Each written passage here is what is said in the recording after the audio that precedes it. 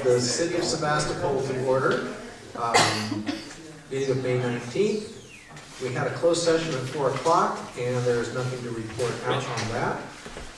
There are two versions of the agenda floating around. The most current and correct one is that Councilmember Glass will be in attendance, and she is on her way, and we will all see her when we see her. The other item that will be changing from tonight's agenda is that the informational presentation from Cheetah Slow, item number 7, will be postponed until a future meeting. So I think that takes care of our bookkeeping. If the clerk will note who is in attendance, and we will now have the salute to the flag.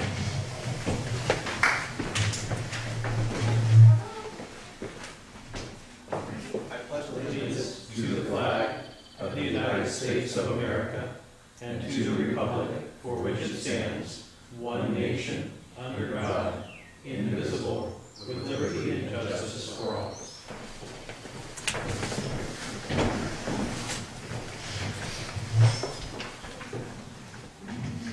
We have one proclamation, is that true?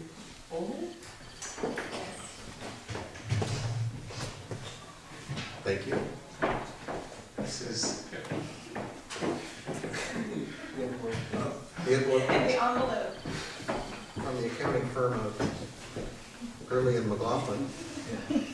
This is a proclamation of the City Council of the City of Sebastopol proclaiming May 17th through May 23rd, 2015 as National Public Works Week.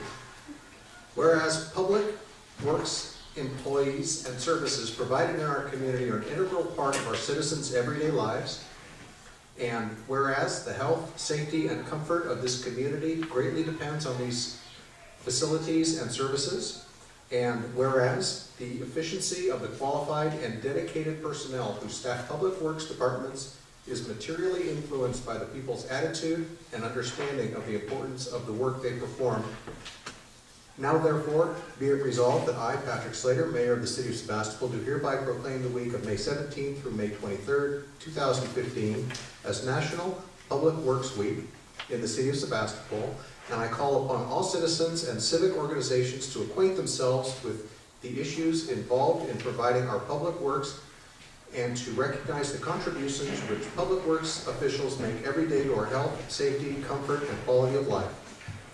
And therefore, be it further resolved that the City of Sebastopol further extends appreciation to our Superintendent of Public Works, Rich Emig, and all Public Works employees and personnel for the services they perform and their exemplary dedication to the community they represent.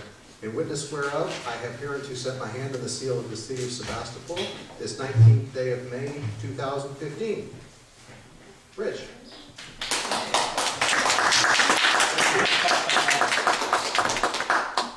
Just like to thank all my staff. I mean, the thing with public works departments is if you don't hear about things, it's good. Right? So everything's working. So we have a dedicated staff and they are very conscientious and keep everything running in town, as well as you guys do too. Thank you. Thanks, Rich.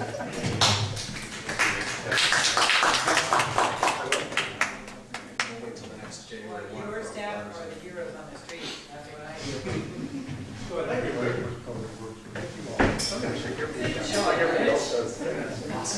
do. Thank you, Anna. And now we move to public comment for items not on tonight's agenda.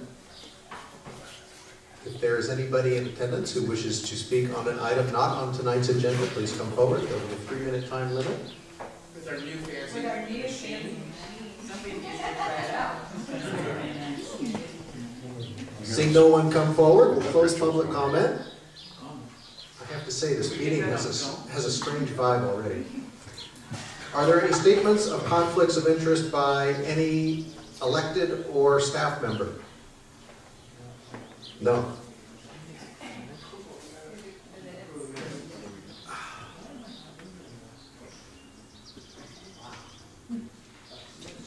Next, we will hopefully approve the minutes of May 5th, 2015. Are there any revisions or corrections?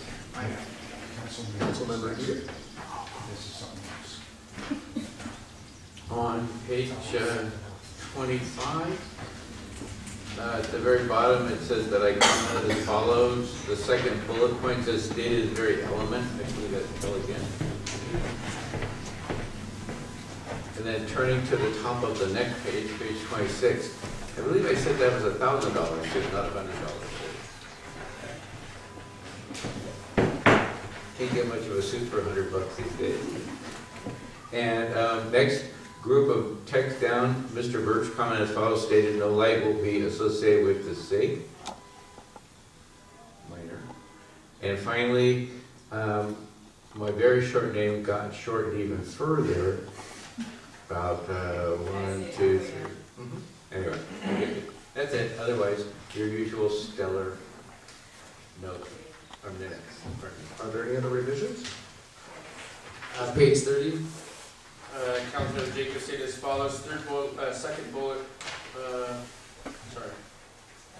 fourth bullet down.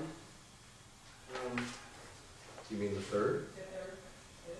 Fourth bullet down. I don't recall saying someone has to say no to the Barlow versus at some point the answer has to be no to the Barlow. I would like to correct myself with the no man. I'd like to correct the line above that, if I may. Agrees. This is to That's not only this.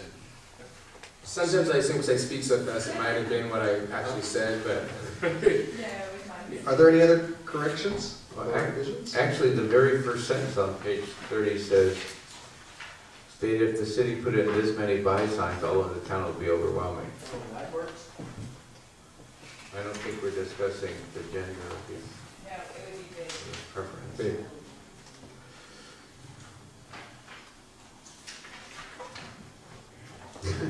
With those revisions, I will move approval of the minutes. Is there a second? Second. All in favor, say aye. Aye. All opposed? And now we have approved the minutes. And we will move to the consent calendar. Are there any council members who wish to remove any item? I don't hear anyone, so we will look for a motion to approve the consent calendar. I so move. Is there a second? Second. Is there any opposition to that? Passes unanimously.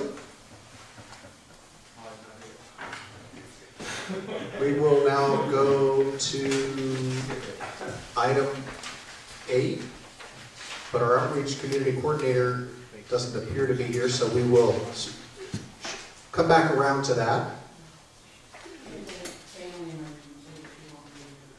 That's a different item. Oh, sorry. No problem. So now we will move to a public hearing, which is item number 8. Excuse me, number 9. To consider amendments to the Public Arts Committee ordinance regarding number of members. Planning Director, staff report, please. Yes. Originally, the Public Art Committee had 5 members. There was a subsequent change to its structure approved by the council, making it 7 members plus 1 alternate. We've had some challenges keeping all the positions filled, and then when we've had everybody there, sometimes some taking more time for discussions. Presently, there are, well, as of tonight, with the consent calendar approved, there are now 5 members, and the proposed ordinance would change the committee composition back to the original structure of 5 members, and the current people would then serve. Alternatively, you could not make this change, and we could seek appointments to the committee. Are there any questions of staff on this item? Any members of the public wish to speak on this item? Is there any discussion on the part of the council? Mr. Mayor, I'd like to make a motion.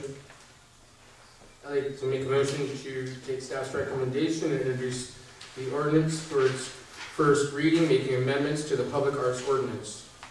Is there a second? I second that. Is there any opposition to this item? Passes unanimously. Move on to item number 10. Mr. Mayor, I'd like to consider passing item number 10 until council member Glass is able to arrive. So I think this item might be. I think that's probably inappropriate. Since we've already gone through 10 items, do you think we should possibly consider a break?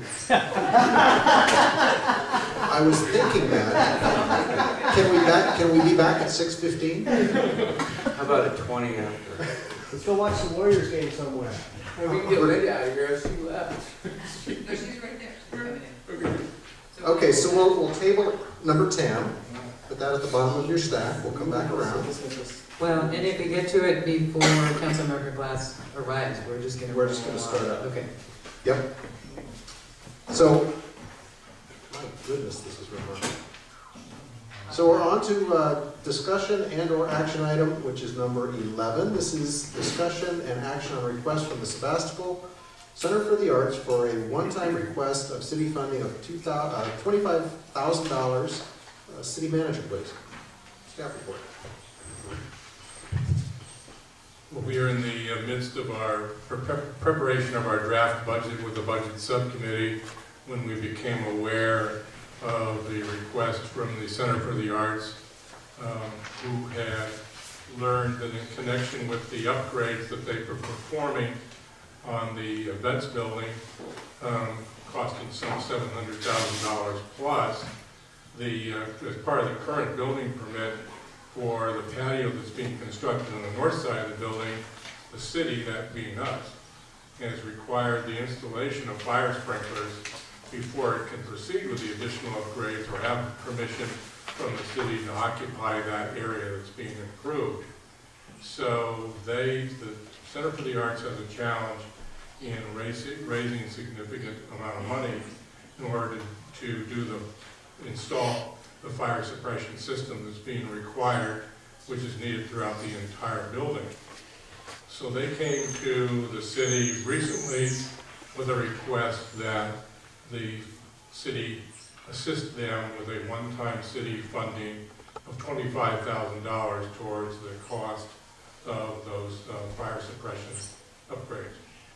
And they are also, as the staff report indicates, making a request at the same time of the County of Sonoma to help defray the cost. So as this arrived during the preparation of the draft budget, as well as agenda item number 12, which is another item that is a part of the ongoing budget process, staff decided that it would be appropriate to put it on tonight's agenda for some council, potentially to receive some council direction on this request from the Center for the Arts, as again we are in the middle of preparation of the draft budget and we are headed for a budget public hearing on June 2. So the request is for $25,000, and I believe a representative from the Center for the Arts may have additional comments to make, but that's the essence of the item. Are there any questions of staff? Yes. Go ahead. Councilmember Eder? So it's the as-yet built patio on the north side of the building that's triggering the requirement for the fire suppression system. Is that accurate? As far as I know it is, but maybe the fire chief has additional information on that that he could supply. This is a standard requirement at some point in time when you remodel a certain portion of the building, that previously there would be no requirement for a fire suppression system, but then that requirement becomes necessary when you achieve a certain amount of upgrades to the premises. So I think they knew that was coming, and now they've reached the point when it's here. Perhaps the fire chief has any additional information? That's correct. I mean, based upon the amount of work and the change of occupancy, and the California State Fire Marshal's codes on the sprinkler systems, it went well beyond the 25% threshold when you make changes to a commercial type building. And so it triggered sprinklers actually a little while ago. But we've been just trying to work it out and see if the county would help out or the Board of Supervisors would try to come up with the funding. But for fire and life safety, it's well overdue. That building needs to be sprinkled. Thank you. I thought it was odd that an outside panel triggered sprinklers. That's kind of just finally put it over the edge. Okay, got it. And yes, like, did the sprinklers go outside? Yeah, right. Anyway, and then another question for staff is, it says the total estimate for the work including the sprinklers, underground supply, wiring, alarm device, and permit fees is $137,000. How much of that $137,000 is comprised of permit fees, roughly? I'm not looking for an exact dollar amount, but I don't have that. Is that 20,000, 30,000? I don't know. I don't think the fire chief knows. Yeah, I don't have that information. Sorry, I didn't mean to put the people on the spot, but I just thought of the question. Sorry. Okay, well, I'll bring that up later. But okay, that's all I have for now. Thank you. Vice Chair Gray? So I want to just make sure I understand this from the staff comments. Because of the extensive nature of the remodel projects, this is required. It's not like a discretionary decision on the part of the city to ask for this. It just has to be done. It triggered sprinklers based upon the amount of work that's been done. So it's not a discretionary requirement, it's not optional, it's for public safety and it has to be done. And it's state law. Right. Well, the report says the city requires this, and I think what I'm getting at is the law just, the building code just means this has to happen. Well, there's some interpretation involved in this because I've been through this with fire districts in the past, but I think as the fire chief alluded to, about the only one way to look at this is we've probably already gone past where it would be required. So it's really not a discretionary item, but it's up to the fire chief and building officials to determine when the upgrades have reached the point where it would be actually required. And I think actually, again, as I said, I think we're a bit past that. So I'm curious too, in the negotiations for the Center for the Arts to take over the building with the planned renovations, if this issue came up with the county previously, that the building was under sprinkled, or how are you saying that? I don't know, but perhaps the director. Are you taking notes? Can you answer our questions all at once? No, but I can. Well, Tell me when you're ready. I'll let you know. Are there any other questions of staff? May I just add a little bit to just the the budget subcommittee's already been just processed this lightly and felt it appropriate to come to the council. But right now, with not much more than a $50,000 in the black zone for the next budget cycle, the budget subcommittee is not going to be able to fund things like the bike feasibility study, the downtown parking study, over 50% of the community center renovations. We're looking at potentially cutting financial software upgrades, looking at potentially cutting an administrative assistant position from the planned budget, and we're still trying to figure out whether or not we can afford or if we're going to be interested in adding revenue to economic development services. So I'm on the budget subcommittee, I feel it's appropriate for me to mention that. So any decision we make is going to constrict, when's the first budget hearing at City Council? June 2nd. June 2nd, ultimately is going to come back from this meeting to be reviewed in that final budget setting where we know we'll have significant public comment and feedback that's when that sort of happens. So just want to make sure that we are only making a policy statement tonight on how the council wants the budget subcommittee to handle these dollars, and then the council will be voting on a final decision when they pass the budget next month. With the note of roughly $50,000 in the black, which is a razor-thin margin for a city, Does that include fully funding per policy reserves? It's underfunded reserves. Reserves should be at 15%. Reserves are currently at 11%, and NAT estimates getting reserves to 13%, which is not much that we're adding to reserves, and we'll still be below policy. I also wanted to mention that we have not, we have barely begun to engage negotiations with 3 different employee representation groups as well, which is not currently put into this budget. So it's always a good time of year when we're passing the budget. Would you like to come forward and answer our questions and say a few words? Sure.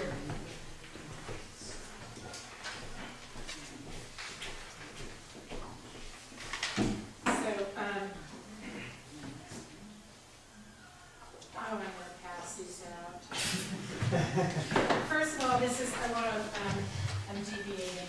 I'm also stalling because we were item 11 and Robert Brent is racing down. He can answer some of these as well.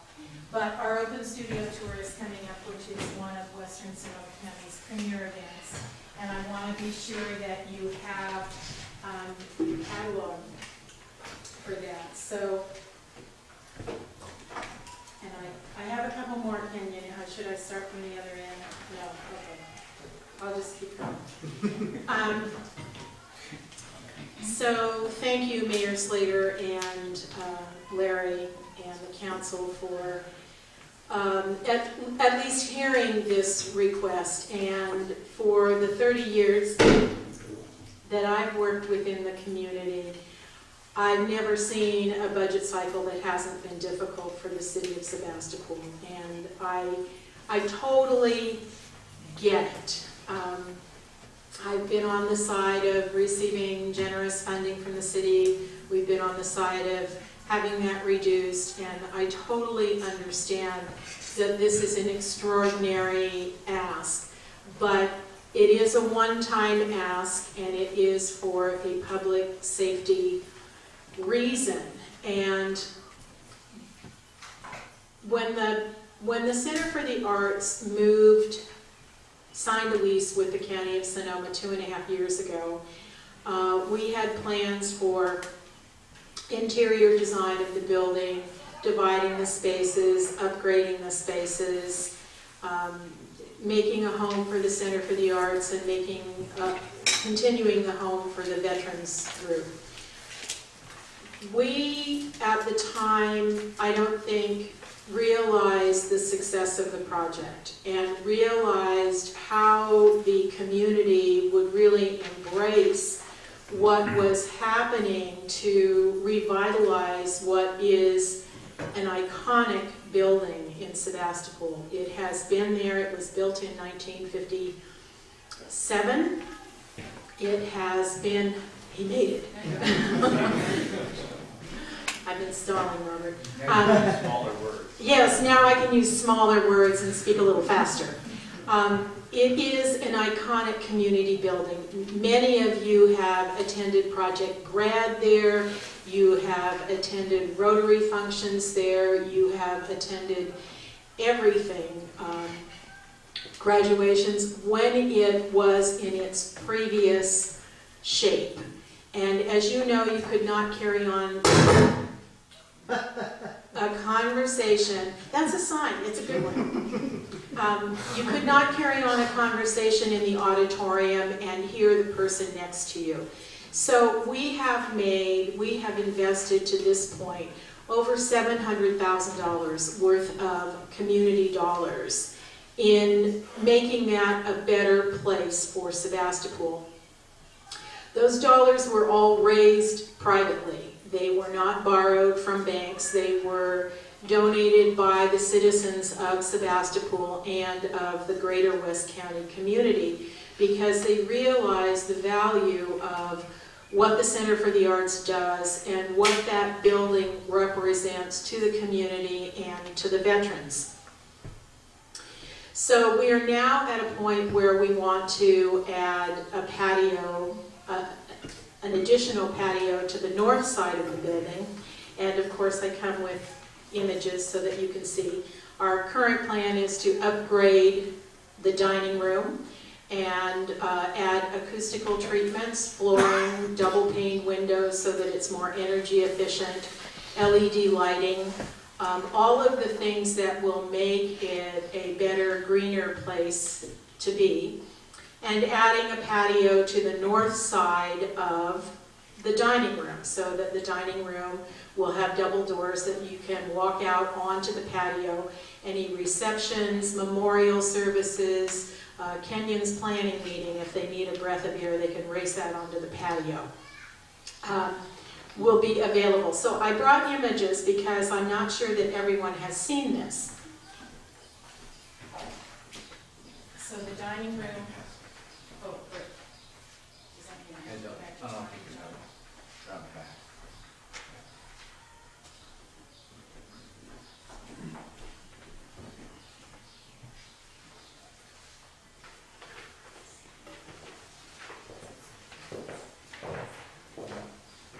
So looking at these upgrades, this is an additional $120,000 investment, which we raised last fall, again through community dollars, and people who use that room that would love to see the upgrades and the amenities added to it.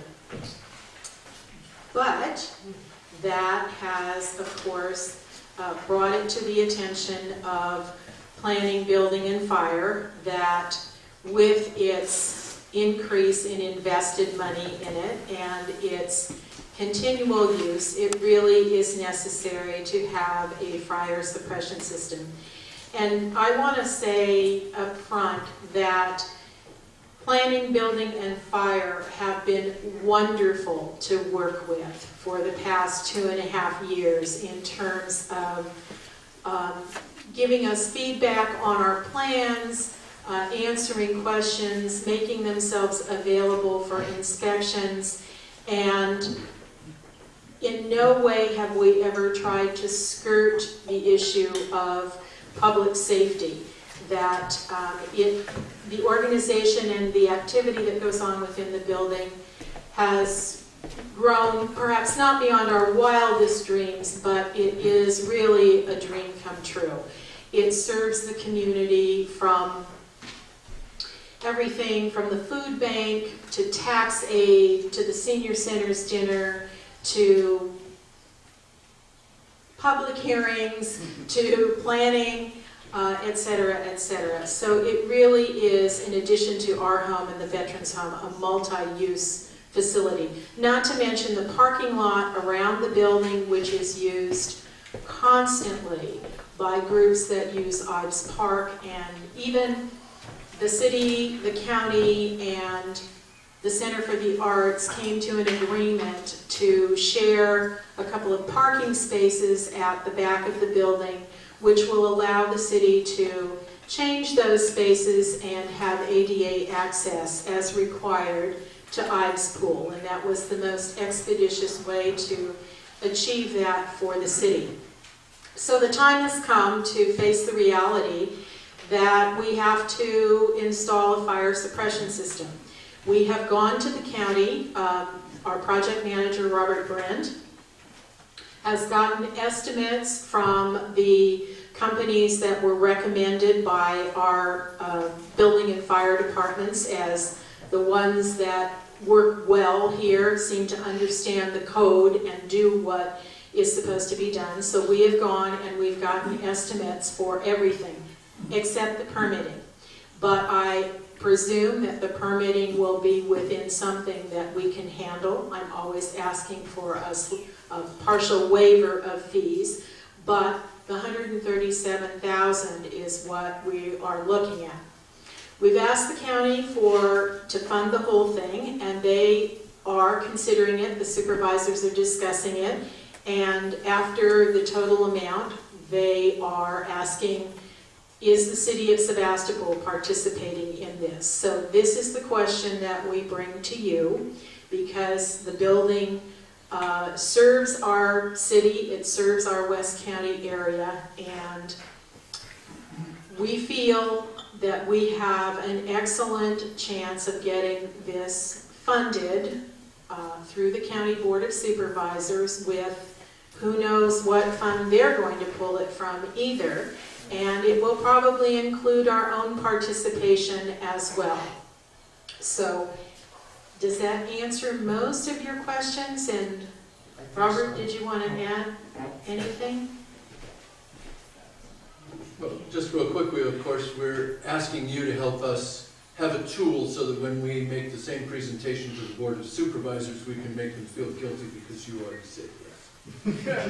And there's a certain, like, simple-minded, simple matter. There is a financial logic to the request that we're making. The city is kind enough to give us about $10,000 a year in advertising funds, and the county gives us about $40,000 a year in advertising funds. So we simply looked at the project in the same ratio and figured that that would be a solid argument for us to present to the county so that they would feel like the onus is on them to see to it that it happens, in addition to the fact that of the 7 veterans buildings, apparently 5 of them already my fault. Already have sprinklers, and there is, of course, a public safety issue for everybody, the city and the county and everybody. So it's a thing that needs to get done, and we don't have that deep a pocket. So we're hoping that in combination, you guys, us, the county, we can make it happen and make Bill Braga sign aside for you. Thank you. Councilmember Reader, questions? I asked this question before your arrival. I guess I need to back up. Who issues the permits that are required for this job? Is it the county or the city? Actually, one of our hard points when we started negotiating with the county, since the property is actually county property, an island within the city, but we said there is no deal unless you give up the permitting process to the city, because we really don't want to deal with you. We want to deal with our own people in the city. And they said, okay, fine. And so all the permitting is city permitting. Fees such as you ask us to pay are paid from us to the city, and the building inspector is Glenn. Do you have a sense of what the dollar amount of the city's fees and permit costs are? I don't on this specific I don't actually on this specific project. Okay. Other projects that we have done in this price range, I think that the nominal fee was $78,000, and you guys have forgiven a substantial part of that. Thank you. Robert and I'm glad you're both here on this one. That's great. I think, Robert, you might have not heard the comments from Councilmember Jacob, the other Robert here tonight, from the budget subcommittee about the tight circumstances we're in. And so I'm anticipating the county might be saying the same thing heading into the month of June. So I'm curious to know what Plan B is if the city and the county aren't able to do much. Plan B would be that we wouldn't build the storage structure and avoid the roof issue and have an incomplete project, and see if the city would let us do that. Not a good solution. It is having a roof, which is ultimately the trigger, although what's really important broadly is the picture we had of our presence in the building when we first moved there is about half of what is reality today. We are twice as big an organization with twice as many people passing through the building. And so I think that, you know, from so many angles, it's time to get it done. Happily, the building has huge attic spaces above the auditorium and the side wings. And so the construction will not be particularly interruptive to all of our operations. So you're saying that putting on a replacement roof or adding a roof No, to the no, outside in patio? addition, on the patio. That's The remodel of the dining room is not really an issue. We're going to take up the vinyl tile and grind the floor and stain it and make it lovely and so on. But the patio is an integral part of the entire project. I'm planning hard to see these pictures already. It It's- really is. It will have a It film will be screen, lovely. it will be acoustical treatments for it so that you can carry on a conversation in the dining room and hear your neighbor. It is a well-used room, and the energy efficiency things that we're incorporating into it are the right thing to do. It will have this, a certain similarity in a sense to this room and the patio outside with a built-in bench of similar sort of thing, and it'll be concrete and the flooring theme will flow from inside to outside and so on. I don't know whether Bill wants to make any comment on this, but he's here. Yeah, I missed your comment, Bill. Infrastructure question. It's indicated that the water main to the building, that also is going to require upgrade, increase in size? No, I mean, to put in a sprinkler system, you have to put in a whole new connection to the street. And well, that's what I'm saying, is that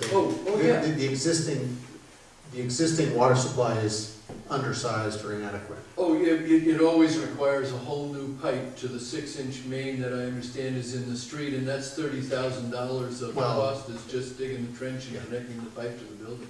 Yeah, not always, but often. No, we have a 2-inch service, it would not. Oh, that's pretty good for a building of that age. It is.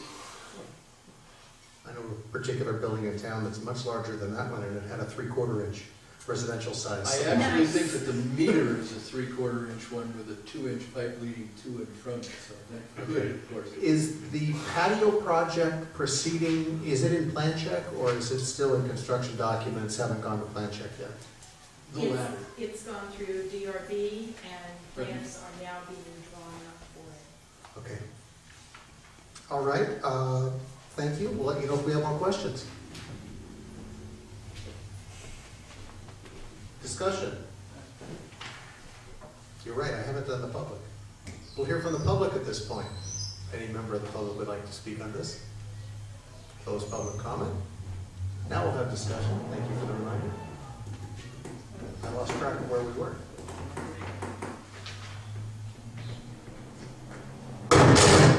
I think it's the wire, the cable.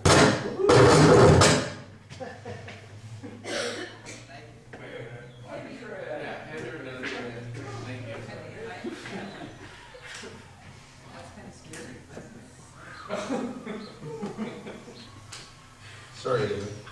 I'll have to calm down after that.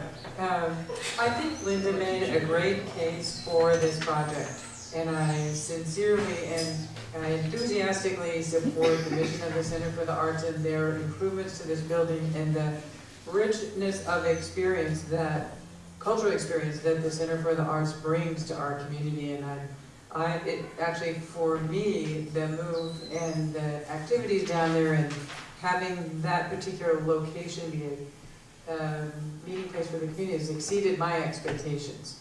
And so there's only a glorious future there. It's going to be better and better and more work. And these drawings of the improved dining room and the patio are just lovely. Don't we want to live in this world? So I would very much like to be able to provide the money tonight. However, I think because we're so close to budget hearings and we don't know the full context of our city financial circumstances and other community requests, I feel that it would be important to include this with the larger discussions of the entire budget. Further discussion?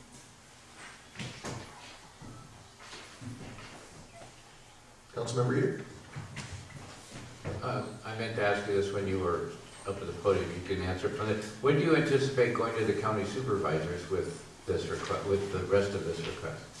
We have already had talks with Efren's office. We have talked with Efren, the county administrator, and the head of general services. So it will also be within the next couple of weeks while they are formulating their budget as well. They're mulling over Supervisor Carrillo has spoken with his colleagues about this and the need for it. The veterans buildings have been very much a challenge for the County of Sonoma. This one is an ideal partnership that they have formed with a nonprofit organization, a community, and the county. It's the best of all worlds for all involved. So it will be within the next couple of weeks, John. It will be in their budget cycle. So it sounds like we're in about equivalent places. Yes. Okay. I didn't want to be a barrier to you know, being able to move forward with that. Well, the thing I would say is I don't know how much we're going to ultimately approve, if anything, but if we do approve anything, I think it would make the most sense for the first thing to do is for the city to rescind all permit costs, because it seems bizarre that we would charge permit costs and then turn around and give money back. I mean, it seems like we're taking from ourselves. So let's say we'll hypothetically we approve $25,000 and the permits are $8,000. We would just rescind the permit costs and fully the balance, if that were to be the view of the council. That would make the most logical sense to me, unless I'm missing something, perhaps. You know, I too believe that the Center for the Arts does a great service for the city. I think there's great economic benefits generated by the City for the Arts in terms of spin-off businesses. People are here for the Doc Film Festival and other events. And yeah, I'm hopeful we can help.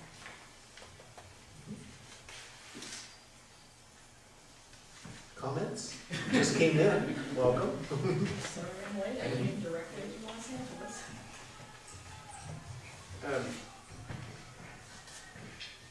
I think that a couple of items is, I think for,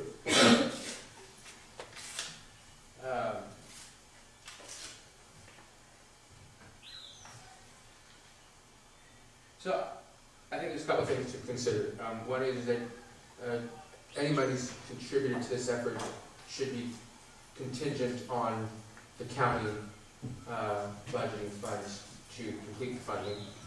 I think that at first glance, the rescinding permits costs sounds like a good idea, but when we are splitting costs with the county, I think it might be better to contribute more and pay our own fees than contribute the same and not have our fees covered.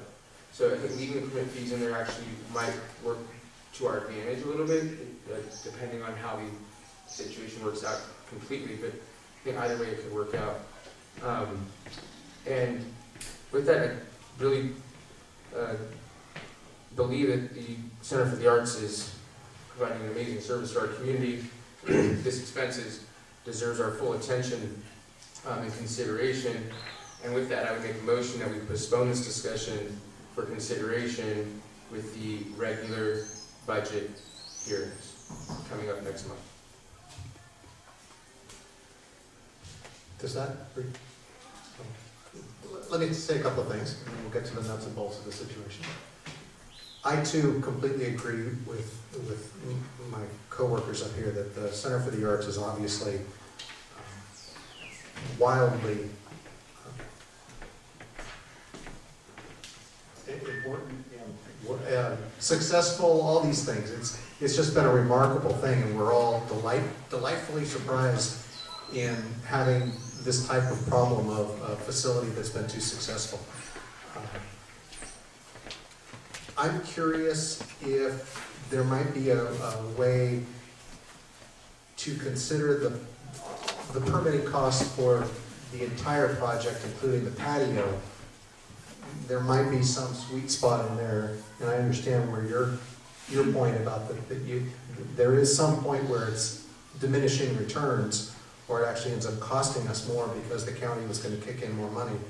But for the permit cost for the patio project is, I would think, probably a larger piece of the pie, permitting pie, than the sprinklers for the entire building. So there might be some sort of a nexus that can be reached with that as well. So I agree that holding off and seeing how this plays out with our budget, since we're so close, if this was November or December, mid-cycle makes more sense to look at funding this at that point directly. But since we're so close to passing our own budget, I think taking it in context is the prudent thing to do. So do we need a motion to postpone or look at this in a greater context? Or is this... A motion, I think, would be appropriate. Okay, we have a motion then. Is there a second? And I can say, that we just added to item number 30 on the... Oh, on the page, whatever, of the budget? The page that's untitled. Mm-hmm. It's the do we fund this or not page. Yes. In the draft budget. In the draft budget that's just been released. And the page number? It's unnumbered, at least on the draft back. So, is there a second for that motion? Second. Is there any further discussion on this item? Is there any opposition to this item? Motion passes unanimously. And we'll see you again soon. Thank you. And just for purpose, it's page Roman numeral 10 in the introduction section of the budget. In about a week, the whole West County will be plastered with yellow signs about Art Source Open Studios, 160 or so artists, and each one of them has one piece in the show opening Thursday night, 6 o'clock. You should come. Please. Thank you very much. I'll see you at the opening.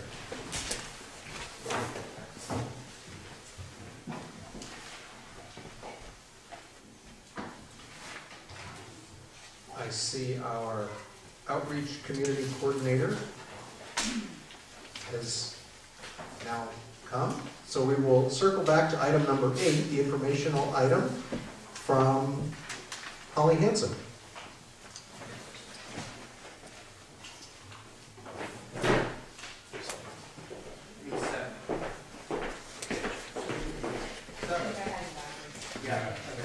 I do have a visual presentation, if you would like.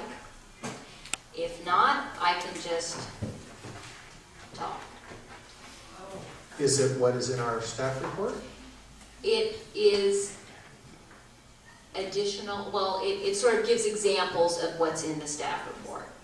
Visual examples of those to additionally illustrate. I think it would be nice in this bright room. I'm not sure how well we'll see it, but it probably makes sense Well, for us to do look you want at. to move it to later, to the end? Do you anticipate taking a break and then I can set it up and then it'll be Yeah, we'll do that. We'll move you to the end She's when it's dark. Yeah, whatever you want, I'm happy to do. Okay.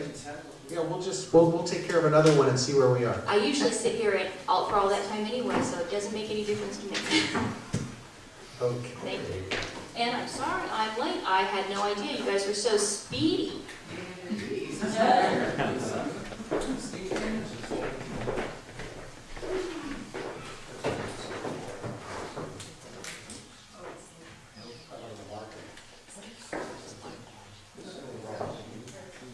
For now, is that mic available? Rich? Rich, is that mic available next to the projector? Or Rich? Does that mean the squealing is going to stop? We hope so. That's the goal. Really. I'm really glad that we declared this a public works week.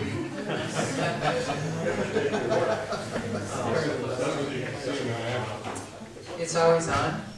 Okay,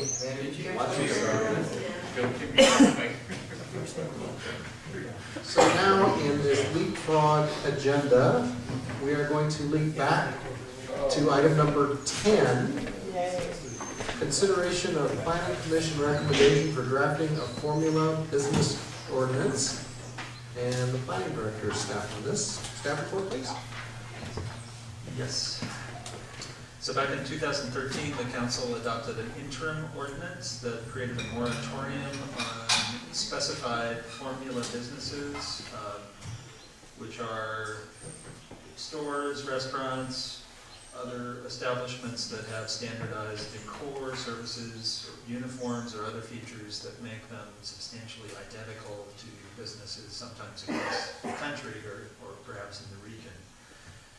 That interim ordinance has since expired, but in the meantime, the council directed the planning commission to discuss this possible ordinance and make recommendations to the council. So the commission has done that, and their recommendations are in your staff report. The staff report also talks about the purposes of these kinds of ordinances, which are generally to protect the unique character of a jurisdiction, to ensure diversity of businesses, to try to get businesses that meet the needs of the community, and also to protect the community against the adverse effects that sometimes formula businesses, especially large big box stores, can have on the local economy. So those are some of the reasons why jurisdictions sometimes adopt these ordinances. On the other hand, they can impose restrictions, they can create uncertainty because of a use permit requirement or other requirements. It's not something that every city has as an ordinance, so some applicants are completely unaware that a city that they're planning on opening a business in has such an ordinance, and they haven't planned on the amount of time and money that dealing with that may take. And then there's, as I think we've seen in Sonoma County, sometimes unintended consequences of where initial ordinances have affected the ability of businesses that communities may actually desire to locate there, and sometimes amendments have been necessary to deal with that. So the Planning Commission, as I mentioned, had a number of meetings to discuss these issues. The staff report identifies some of the key issues that we in the Commission identified. One question is what kinds of businesses should be regulated if you do have such an ordinance, and most of these types of ordinances regulate formula retail or restaurant uses. I think in a number of communities, sometimes just like fast food chain restaurants are the target, but it's quite frequent that retail establishments are also addressed. And some of these issues were addressed in the interim ordinance, and it actually has a number of good provisions and findings that can be utilized in a permanent ordinance if the council chooses to move forward with this. And one of those is the definition of a formula business. The city attorney spent a fair amount of time with Mayor Tides in crafting that interim ordinance and researching what had been legally sustained in other communities, and the definition, I believe, is one of those provisions. So that may be a good feature to include in a permanent ordinance. Another question is how many outlets should a business have in order to be considered a formula business or a chain business. The interim ordinance had a 10 establishment definition. The Commission is recommending something different. And then there's exemptions for different kinds of situations. People already in the process, gotten approvals, improvements necessary for safety reasons and other reasons. Another consideration is the geographic scope of regulations. Some jurisdictions really just focus on a particular area, like their historic downtown, and they don't have regulations in other parts of the jurisdiction. Other places cover the whole city, so that's another aspect to think about. Then there's ownership changes. What kind of changes might trigger, say, a use permit requirement or not? So if Lucky's Market wanted to change to a Whole Foods Market. Would that require a use permit or be prohibited under the ordinance? Or would the Lucky's have to stay as a Lucky's, perhaps with different ownership? Maybe that's exempt, but not a shift from one kind of chain store to another. So that's another question for the council to think about. Expansions of existing formula businesses. So we have establishments that may be considered formula businesses under an ordinance. Sometimes they want to do expansions. They may be big or small. So should some of those be allowed? Should it be by use permit or as of right? Flexibility. Do you want to just say certain types of businesses are flat out prohibited, or consider applications by use permit or other means that may have some flexibility? Size thresholds. The interim ordinance said that in a number of shopping centers outside of the downtown, if you had a formula business of 5,000 square feet or less, you were exempt. So that's an example of a size threshold that could be considered, and that's just a number, but that's an aspect that could be included in a permanent ordinance. Also, some jurisdictions limit the number of particular types of establishments, so not more than so many formula business restaurants per block or within 500 feet of another, or something like that, or in the whole jurisdiction limiting the number of a certain category of business. And then there's the findings. Use permit parameters are important in that if a use permit is utilized, the Planning Commission or City Council on appeal should have some flexibility in interpreting findings so that you can consider the unique aspects of a particular application and express the intent of the ordinance and understand what that intent is in acting on an application. So the Planning Commission had quite a few in-depth discussions of this. Their recommendation was to regulate the same categories as the interim ordinance, so restaurants, retail establishments, and so on, but to also regulate banks, hotels, and motels. So that's one of their recommendations. They like the definition of formula businesses in the existing, or the interim ordinance. There was a feeling that the primary types of businesses of concern are large national chain stores and not necessarily more regional establishments. So their suggestion was that instead of a 10 establishment threshold, a 25 establishment threshold would be a reasonable number. And then they had recommendations on the types of situations that should be exempted, like if renovations are needed for safety reasons or there's no additional square footage being added. They did recommend that there be an ordinance of citywide application, but that the CD and the M district, where the Barlow is, have more restrictive requirements. So that, in their view, was the main area of concern, and where regulations should be more strict. So that regardless of the size of a formula business, a use permit would be required in that area, the downtown and the M district, for any formula business. And further, that formula restaurant businesses would be prohibited in the downtown area as being a type of establishment that would of greatest concern for the character of the downtown.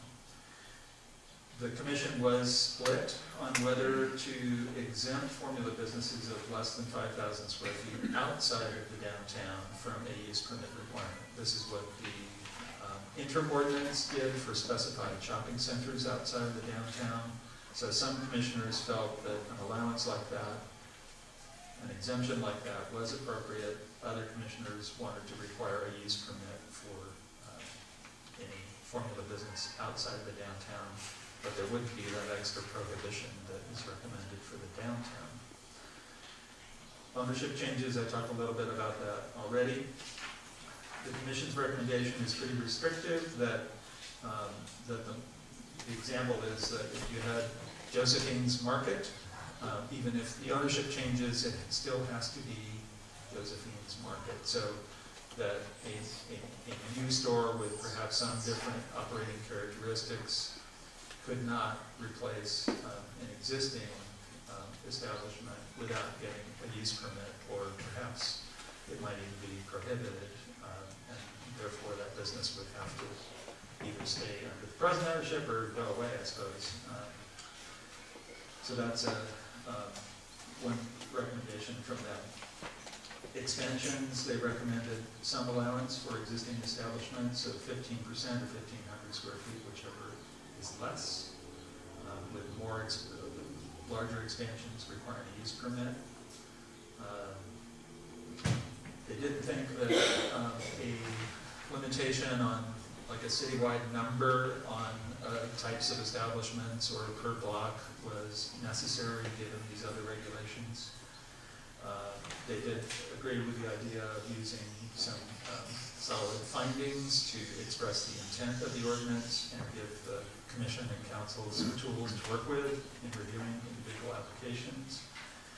And then they also recommended that as the city updates its design guidelines or adopts the downtown design standards, that those guidelines or standards should include provisions that address the issue of formula business design and direct applicants to not generally use that type of design and have design that's individual and appropriate to Sebastopol. So, there's a lot of aspects to think about, many considerations, but those are the Commission's recommendations.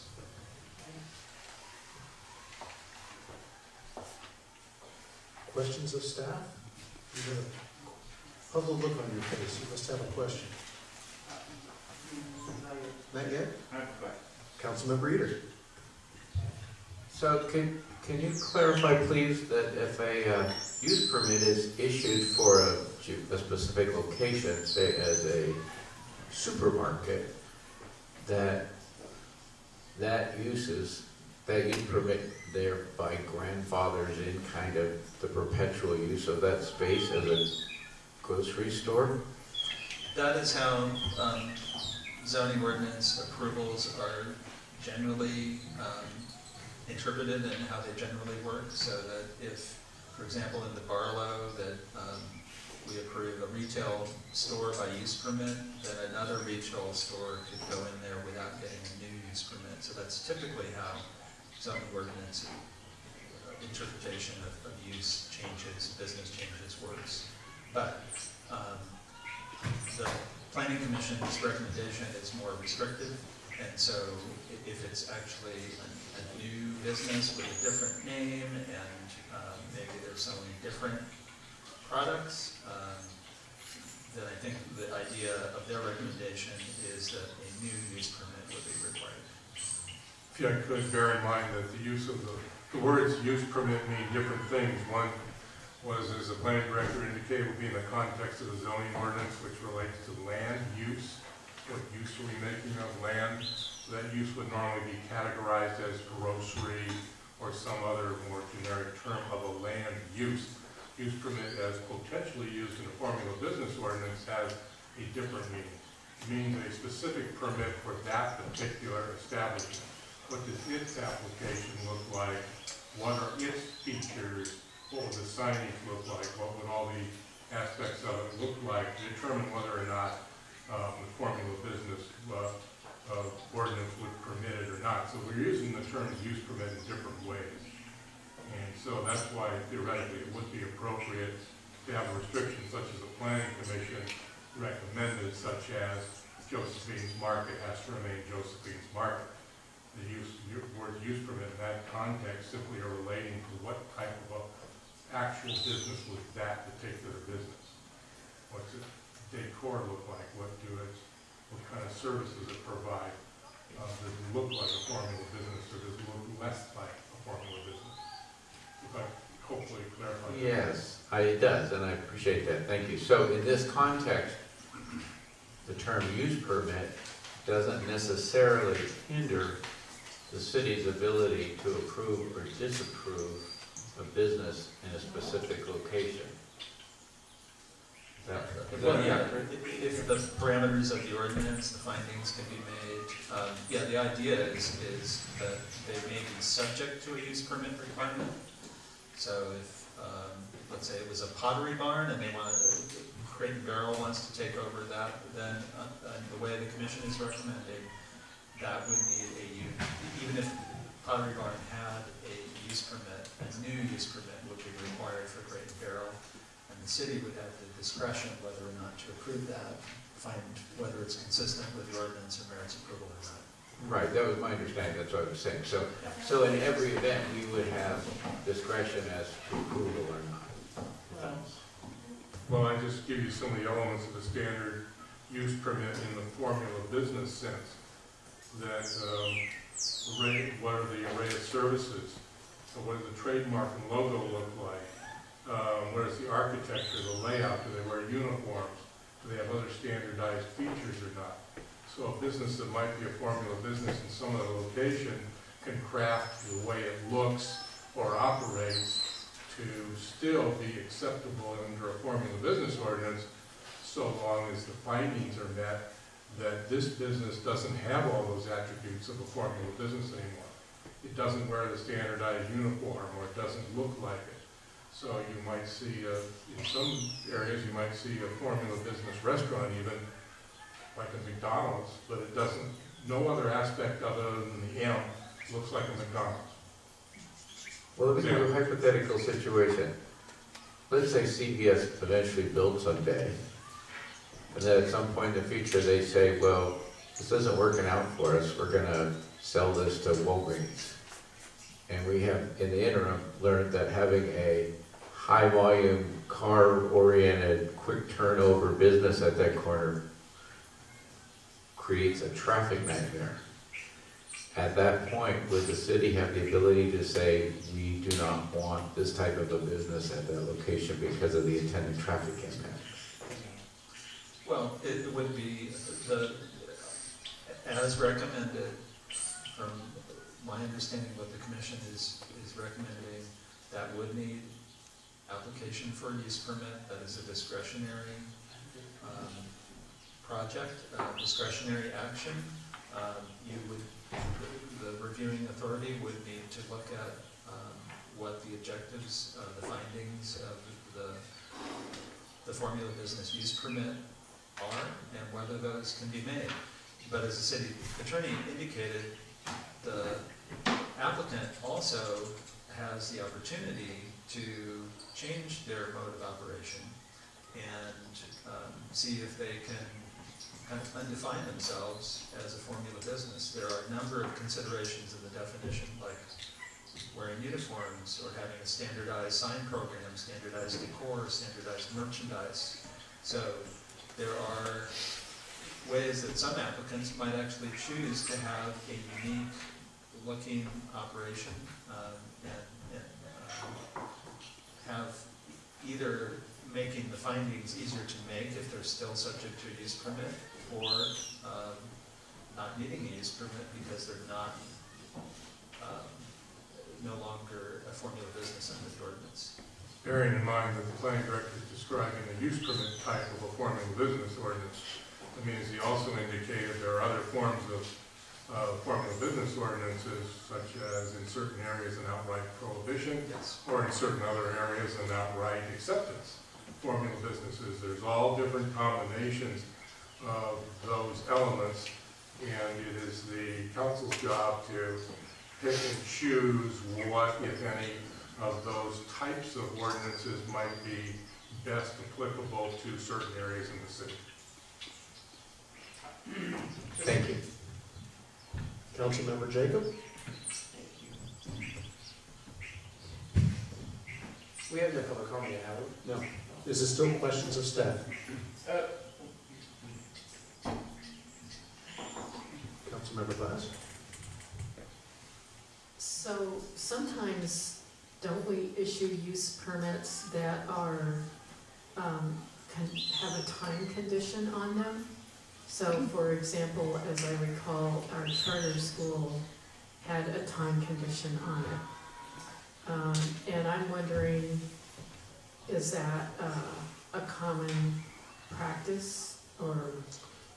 It is something that happens. The Planning Commission just approved a timed use permit last week for the Barlow Street Fair. Since it's kind of a fluid event, they felt that was appropriate. Generally, I don't think cities approve use permits that way. It can be a problem if the time limit comes up and the business is still there and they don't want to leave, and that can be a challenging situation. So usually use permits go with the land, but there are situations where this and other cities have set time limits. But bear in mind, the planning director again is addressing the standard type of use permit that's under a zoning ordinance. If we are instead talking about a use permit under a formula business ordinance, that is specific to that application. Right. So if the business is approved as not being prohibited by our formula business ordinance and is granted a formula business use permit, it is conditioned on the elements of that application, such as we're not wearing that uniform, we're wearing this other thing. This is our array of services or goods or whatever the case is specific to that application. And it would last so long as the business is in compliance with the conditions that led to the approval of the use permit in the first place. Again, that's assuming that you're talking about a formula business use permit ordinance, and as we always repeat here, there are many other types of formula business ordinances that some of which don't involve any use permit procedure at all. But we could do something like say, we're issuing this use permit under the formula business ordinance for 20 years, and every 20 years we're going to review that the business is still meeting these certain conditions? Well, I'm not, possibly you could do that, but I'm not sure why it would be necessary if your question is whether it continues to adhere to the elements of its application at the time it's approved. If at any time the business thereafter does not meet those specific conditions, I think it could be adjudged to be in violation of its formula business use permit. We notice you started wearing those uniforms. Can't do that. Whatever. So again, we have to distinguish. It's unfortunate the wording is the same, but you have to bear in mind whether you're looking at a zoning permit type of use permit, which goes to the type of land use, versus a formula business type of use permit, which relates to the elements of that specific application. Thank you. Any other questions of staff? We'll hear from the public at this point. If anybody would like to come forward, there'll be a 3-minute time limit.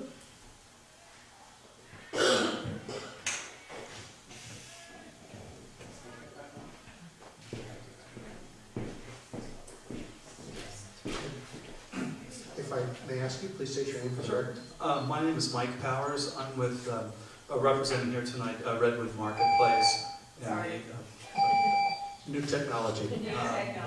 Yeah, our company is McNellis Partners, and the longtime Sebastopol families, the Costellos, and the Wrights that developed and still own the center brought us in to help turn around the center and an ownership interest as well. Just by way of background, our company is purely in Northern California. If you go up to Healdsburg, we built the Safeway in '83, which is 2 blocks from the square, where it's kind of serving the local community with some formula retailers in there, but it really doesn't impact the character of the square, I think. Thank you for the time, and I refer you to Jim Costello's letter in January that he wrote to the Planning Commission, which really kind of details most of our views. But I just wanted to reiterate tonight a couple of the unintended consequences of this type of ordinance. But the first thing I really want to reiterate is that We recognize and applaud the city of Sebastopol's desire to retain its unique and cherished character, which makes it such a wonderful community. But we believe that within the community there is a room for formula retail in every city. And in evaluating the restrictions, we ask you to consider a couple of the following things. The first thing is I'm sitting here thinking about the budget woes of the Art Center, which is a wonderful space, is that you might not like, or care for it, but like say the average sales tax revenue generated by a Subway sandwich store could bridge that gap in 1 year's worth of, or two at the most. So when you're looking in terms of the budget issues that every community grapples with, just you have to keep that in mind while that you're balancing in terms of the character that you're trying to retain here. There's some, one of the real keys, a lot of the formula retail is lower pricing for, and many of those are maybe not uses that you'd like to see in a historic downtown or Barlow, but 1/3 of your residences have incomes under $35,000 a year, and a lot of them, need to be able to shop at stores like the Lucky's of the world and what have you. They simply can't afford the Whole Foods, and they can't afford, a lot of the restaurants. They might have, treat at Baskin-Robbins, but they can't go to the Barlow for gourmet ice cream. So formula retail, does serve a role in terms of meeting the needs of a large segment of the community. The other, there's some economic hardship in terms of retailers generally. We all read in terms of, and know the impact that the internet has had, and also the changing retail landscape that is shrinking the number of spaces that, or the amount of space that any tenant takes. So we have that to deal with. At our center alone, we have West America Bank that closed down. The Chase within inside Lucky's closed down, and this has all happened before we got on board to help kind of a long-term turnaround. CVS, which we realized is the. Can I go on for 30 seconds or not? Just a minute. Pardon? Finish up your current thought. Sure. So we're at a crossroads with our center, but a formula retail ban that impacts the entire center has a series of unintended consequences. If we're limited to, if it's too difficult for existing retailers like our Baskin-Robbins, say they wanted to sell their business and retire, and a buyer had to come in for a conditional use permit, they might just, that's too much of a hurdle for most small retailers. And then lastly, in terms of protecting the character of the downtown and the Barlow, if there's a citywide restriction on formula retailers, what that's going to do is put every center in competition for, against one another. So if there is say a restaurant that certain people might want to fit in the Barlow, but if, they could, try to make a go of it in a more, be creative in a less creative environment, then another unintended consequence is that certain retailers and restaurants that you would dearly love to retain in that, within the downtown area might not situate there. So there's a lot to consider. So I thank you for your time and your consideration. If you have any questions in terms of retail, I'm happy to answer. Thank you.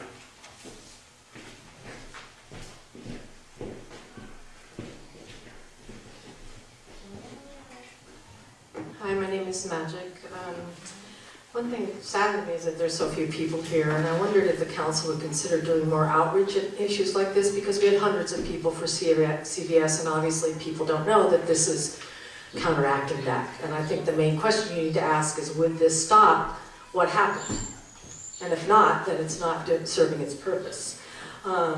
There are many reasons to not have chains, and the cost of lower prices, as the gentleman just said, are actually exploitation of foreign lands, their special, the cheaper labor in foreign lands, the transportation costs. All of these are exploitive of the planet right now and not what we need.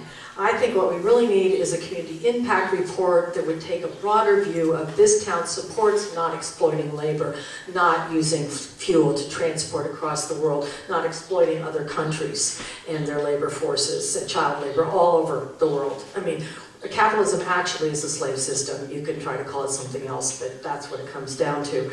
So I think we need to have some imagination about how to be able to not allow a Lucky's to then sell to another Safeway, because this is just perpetuating the same story. So I don't know how to figure that out for you except a community impact report, which would be overarching, and then say this is what our town supports in principle, and therefore anything that doesn't support these principles, instead of having to get into minutia of use permits and ordinances, then we would say this is who we are, and these are our principles. And if you want to maintain the small town, it's not about having a downtown that looks cute and the rest of the stuff out there.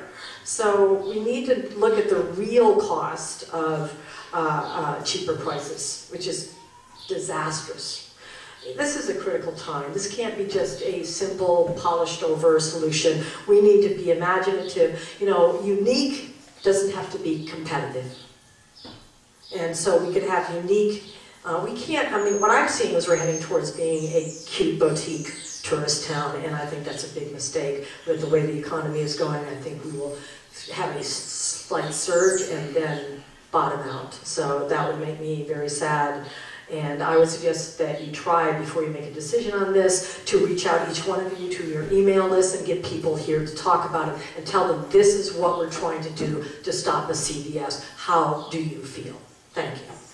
Oh, and also I have the latest issue of the bilingual newspaper, and I brought a copy for each of you. Are there any other members of the public who wish to speak on this? We'll close public comment. And I think before we launch into what I imagine will probably be a fairly lengthy discussion, let's take about a 7-minute break, come back 7:30 plus.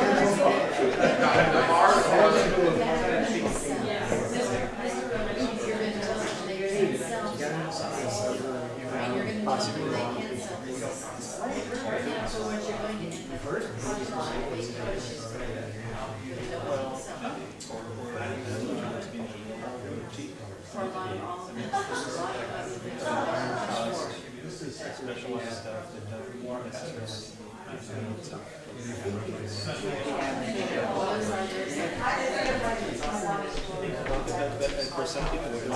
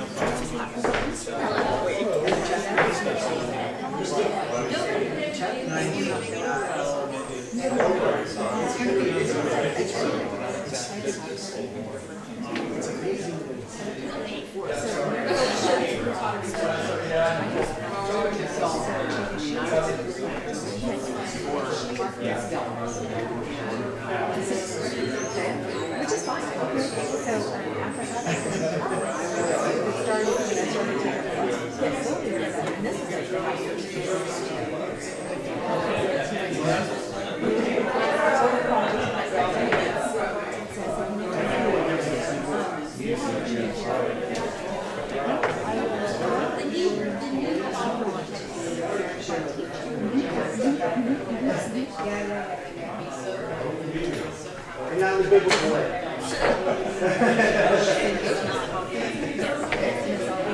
When the kids, what they mean the kids.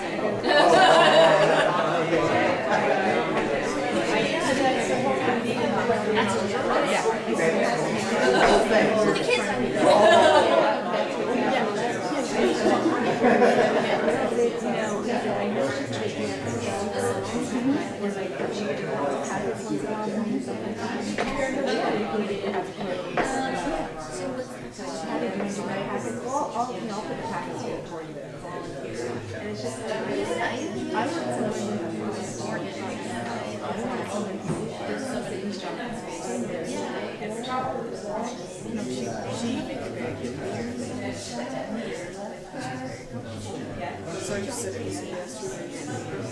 Okay.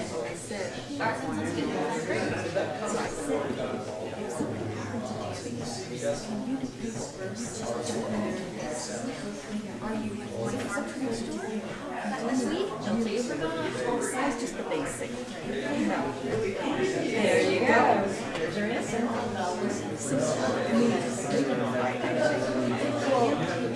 Okay. Go find it.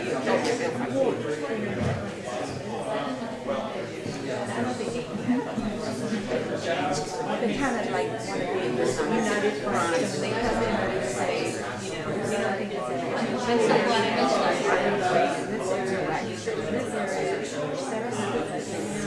No, I know it's not going to be. This is what's going to happen.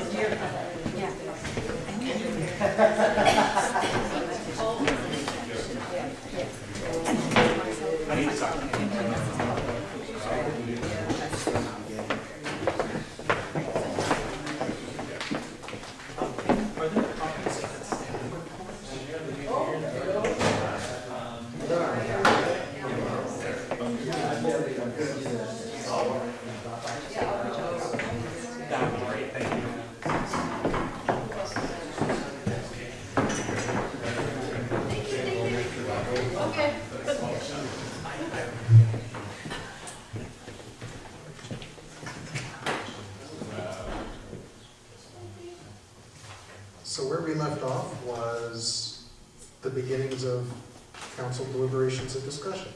So would anybody have a comment at this point?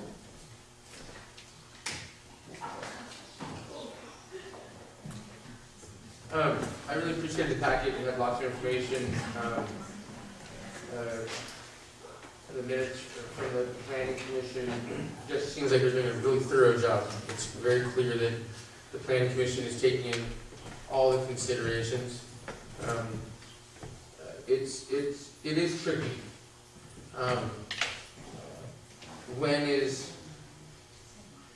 Formula businesses quite often are businesses that do have cheaper goods, that tend to use different types of labor sources that we do or don't approve of, but do we need sundries and goods that are lower cost, that are made at a cheaper cost so people can afford to have them in their homes? I mean, I know that we have low-income people. I heard that 1/3 of the Sebastopol citizens in 2012 made less than $35,000 per year.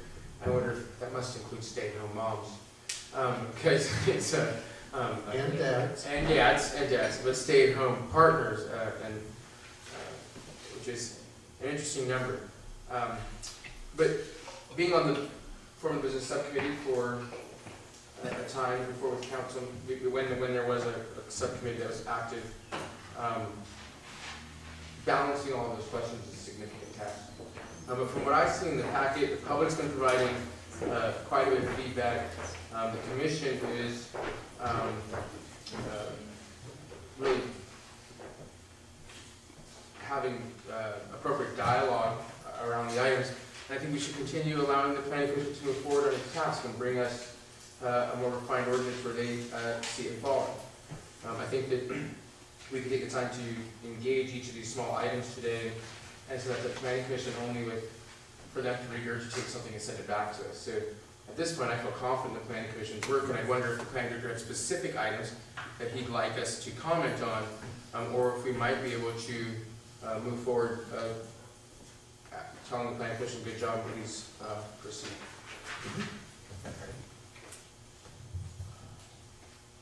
Well, that'd be up to the council if there are areas where council members have a different opinion than the recommendations of the planning commission, then I think it'd be very useful to identify those, not necessarily go into depth. But if you're comfortable with the commission's recommendations, then that's the way. That'd be one way to proceed, and have them look at a draft ordinance and chew over it, and then we'd bring that back up to council, and of course you would still have discretion to make changes to whatever that draft ordinance said. Well, I think that there would be some economy in that, given that they've already spent so much time with it.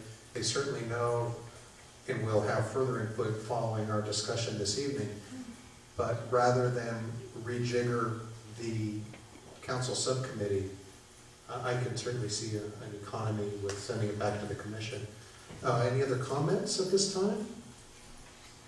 I have a process question, because that surprises me just for a moment. So if we want an ordinance, the planning commission would have the responsibility for reviewing the draft first and then forwarding it to us? We can't do it first and then say, here's what we want, do you have any comments? That was the assumed course of action in the staff report tonight, is that the council would give direction to draft an ordinance, and it wasn't clear whether it would go back, whether it would need to go back to the commission or not. So potentially it could stay with the council, but the council member Jacob's suggestion is another way that it could proceed. Well, I mean, it would seem to me to make more sense for a draft to come to the council first. In other words, and we get immediate feedback, fine tune it, and then in that meeting have it available for public comment as well, and then send it to the planning commission to see if they had their own fine tuning. I'm just concerned too, if this goes to the planning commission, that there may be delay in it moving forward, or there may be content that we end up wanting to talk about and change more than if they started with it. correct. I believe, if I may make a brief assumption, that what Councilmember Jacob is is comfortable with is the direction of the work that is indicated in the minutes of, what, 3 or 4 meetings. And I was also equally comfortable with the direction that they were taking. The way that I started looking at this was I made a list of what is my desired outcome, completely independent of where things fell within the list of 12 or 13 items. And frankly, they're all in there. So that led to my level of comfort with what the Planning Commission was doing. So, comments to my left about anything. It could be about specific items or process. May I just add that the Planning Commission before got information from the subcommittee when the subcommittee was myself and former Mayor Cox. So that originally they were discussed at subcommittee level. Then it went to planning. Planning has processed it, and then now it's come from planning to council. So there was a subcommittee that did have original input. Hence the moratorium. Since a member of the public brought up the issue of community impact reports, I just thought that we could perhaps ask staff or comment on whether that has been something that the city was interested in pursuing, or whether that there was a reason we haven't pursued it, or, you know, since it was brought up, I thought that maybe we should address that. It is a topic that has come up from time to time. I don't think the council has given direction to initiate, you know, active consideration of that. One distinction from this type of ordinance is that CIRs are informational. They're like EIRs. They're not setting policy. They're identifying, you know, information, data, possibly consequences, impacts, but they don't necessarily, you know, well, they're not policy. This, what we're talking about tonight, is policy. It could say, we don't allow fast food chain restaurants in the downtown, period. Instead of studying what the impacts of those are in a CIR, the ordinance could just say, we don't want those, and then we don't have to talk about it. So that's the distinction, informational versus setting policy. And then there's process too, and CIRs have that, and opportunities for public input, comment, as would, you know, depending on your process for a formula business ordinance, there's different process options there. So with a CIR though, perhaps, would you say that because it is informational, it is collecting more information rather than just, does somebody wear a uniform, do they not wear a uniform? Are they exercising, are there 25 of them, or are there more than 25 of them? Instead, you're collecting additional information about which you can make policy. Yeah, that can happen, yes. And CIRs can be associated with related policy, you know, establishment. In some cases, communities have created CIR requirements that require study of things that the jurisdiction can't regulate, but they want to know about, like labor compensation or benefits, which may be interesting information, but sometimes there may not be the authority to act on that.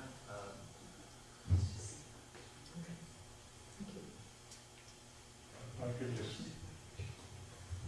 think if you had community impact reports, the bottom line is if you're worried about formula business uses in your community, you also need a formula business ordinance. Yeah, okay.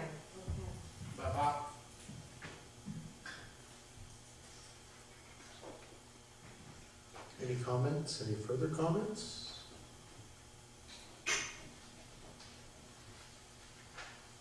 No? Vice Mayor Gurney? Well, if it's will of the majority of the council to have this go back to the planning commission for a draft with directions tonight to staff to work with them. I'm just curious about their timeline, because I'm thinking this should be back somewhere, with significance by July. We're going to spend June doing the budget. I'm not sure the planning commission's workload or staff while we're doing budget meetings, if drafting an ordinance would be possible for you, but I really think we ought to move forward and follow a responsible timeline. I think July might be a little bit difficult. Yeah. September perhaps, for it to come back to council, because we'll have to write the ordinance and advertise for public hearing. I don't know if they'll act in one meeting. So I wasn't suggesting it come to the council by July, but that the planning commission be able to work it up by then, so that it comes to us, late summer, early fall. Because then we get in September, because August is a quiet month, reduced month. But August is a month, yeah. So, if we don't talk this up tonight and go through the 12 points, then we're looking at a pretty significant time delay for it to get back to us. And that's my concern, given the potential vacancies that we're seeing in the projections of even more severe vacancies and changes. So I'm thinking it needs to move forward. Well, let's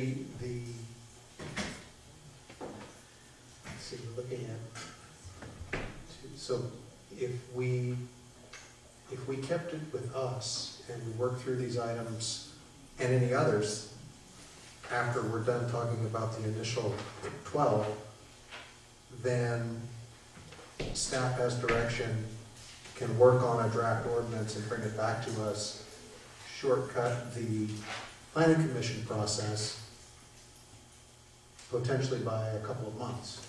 Yes, and if the council is relatively comfortable with what the commission recommended, you could just tell us that without going through everything, or if there's specific points that members want to discuss, we can do that. And then basically just give direction to staff to draft an ordinance that comes back to council. Well, I think I'm hearing the vice mayor, that would be, if I may propose this, that this would be your preferred method, because that's what I'm hearing. I think so. I don't mean to shortcut the planning commission. I'm just looking at this body came up with the idea with subcommittee work, having the responsibility to make the initial decisions about the draft in a public process with public meetings, and then also refer that back to the planning commission so that we get their input and have another round of public hearings, and then it ultimately comes back here. To me, it just seems like it's our work. And so if we did that and we wrap them in the same way they have come in now, it just makes more sense to me.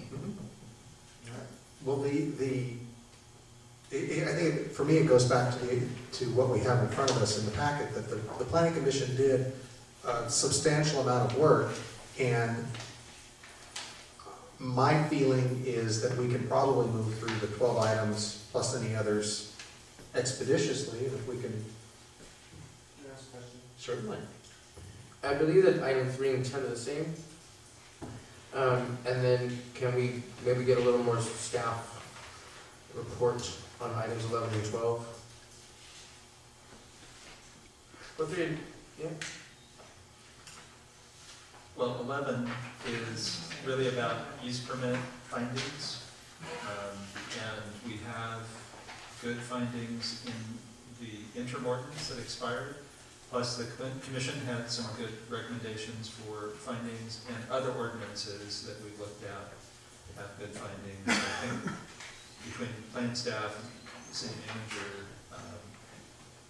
we can craft pretty solid findings to support this ordinance, and also to express the intent for when, for example, like use permits are being considered. Just point out that, as I mentioned it several times in this process, also when I was over at helping that planning commission for one meeting, a lot of the findings, a lot of the approaches that a city can use in this ordinance have been tested already in the court. So it is true that the moratorium ordinance was crafted fusing some of those elements. And there are court cases on the topic of what use permit parameters would be employed. So if you go through if it's going to be a use permit type ordinance in any way, then possibly the best approach would be for staff to start with the use permit criteria that we have seen court approved, which is, we've sort of paraphrased a lot of that this evening, the planning director and myself, but it relates to the nature of the proposed application, what's going to look like, what's it going to serve, how is it run, those kinds of things, as well as the need for it within the community or not. So those are types of use permit criteria that have been tested in the court. I mean, yes, you can go through all of these, but you know that we drafted the interim ordinance basically from what had been court accepted.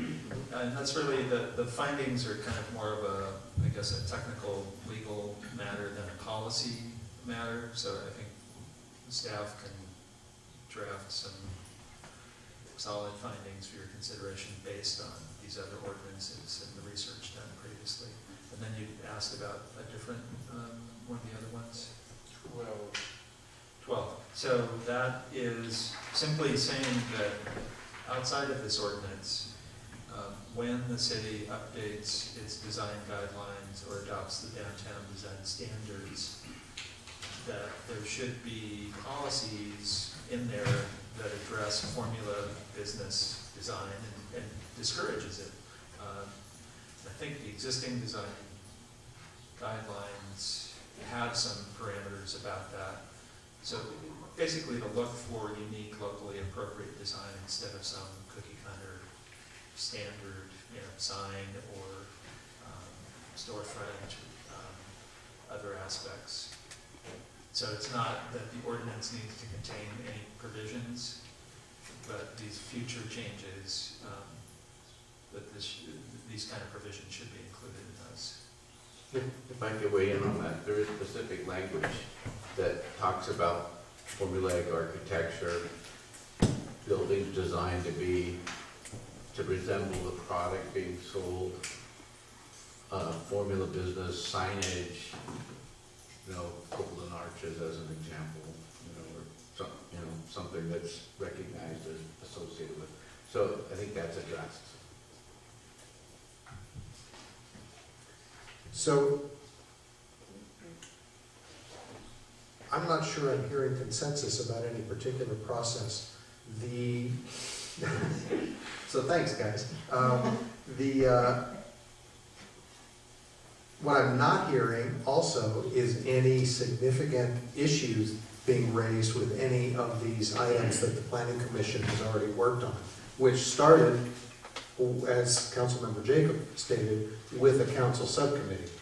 And the city attorney is stating that legally we're on fairly, or on solid, I won't qualify, I'll say that he stated that we're on solid legal footing with this, given the tests that other ordinances have withstood in the courts. So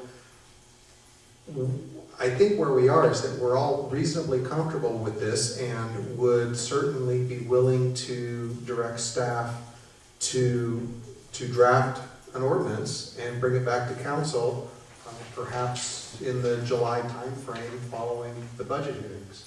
And specifically pages 3 and 4, I think, is where the meat of that is. So is the question, the commission's answer. If you look to the top page 4, in question 5, that's not where the commission was split.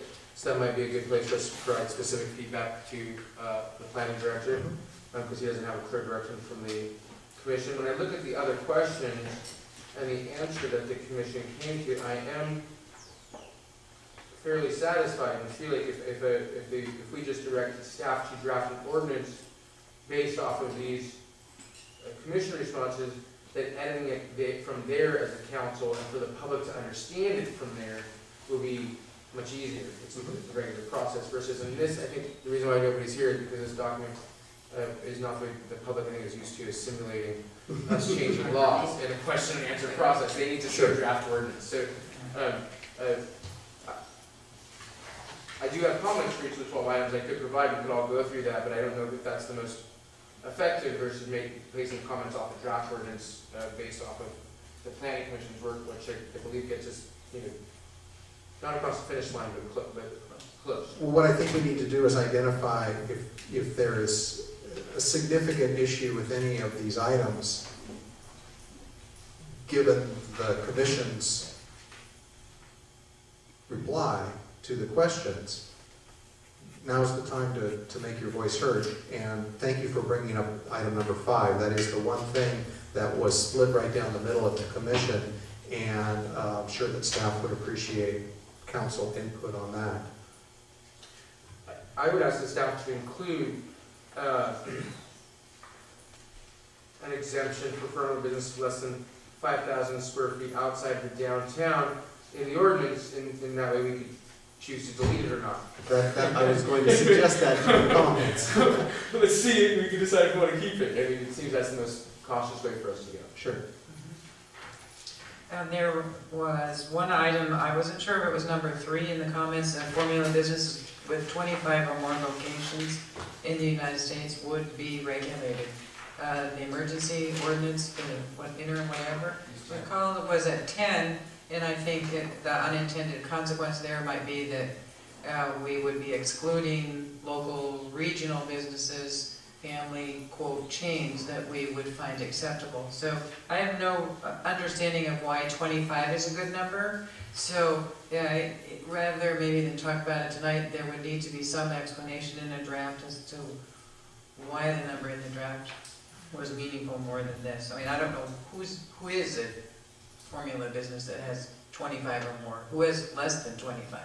I don't really know what that means in terms of, the business market.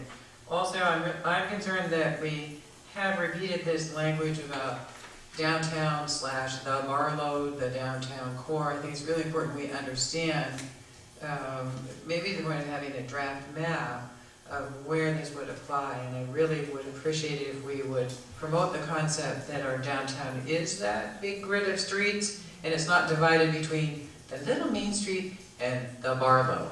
Because I think we perpetuate a real distancing between those groups when in fact what we want to do is unite those areas and project that we have a great walkable, fun, sidewalk-oriented downtown where you can look in the windows and spend your money. So those are the 2 points that I would want us to focus on. I don't know that there's that much more to say about them tonight to be helpful. I would even ask staff for drafting an ordinance that we hold it at 10 and then allow the council the opportunity to expand that number versus the need to lessen the number. Well, I think it would be inappropriate for staff to list specific businesses that are 10 outlets and 25 outlets and 50 outlets and, well, let's see, Walmart has, I don't know the totals, several hundred in the state. So we don't, that seems disingenuous and less than appropriate. So if staff could come up with some way to explain to the council and the community types of businesses that are 10, 25, 50, that might be helpful. Good luck with that. We have a very talented staff. Councilmember Glass? I just wanted to comment on, expand a little on Councilmember Gurney's comment regarding talking about our downtown core versus the Barlow, and that we really do think about defining that downtown core in all of our documents and specifically in our general plan to make sure that we have a single map that we're always referring to, so we're not sometimes calling it this and sometimes calling it that. So we have a downtown core that we can always refer to, and we all know what it is. Then the other thing would be also where, since we're thinking about the concept of a business improvement district, that we also have resulting out of our general plan process, that we have a map that shows what that whole district would be, that has some nomenclature that we don't get confused about. So we have a map of what that area would be. So if we move forward with that concept, that we have all the mapping and the definitions in place, and we can just slip right into it. I think a problem that we have is, and I've got the land use map out of our zoning code here, and that we call the downtown core, and yet that's also the name of the zone. And what Vice Mayor Gurney is getting at is that we have things that are in the office light industrial or in office zone legally, and that's the name of the zone that they're in, but they're clearly what we would consider to be in the region of the downtown core. So it's a nomenclature problem. And I think that the idea, or the Barlow is manufacturing or M zone, but it's also, as you stated, it is essentially now part of our downtown, although the legal zoning is not downtown core.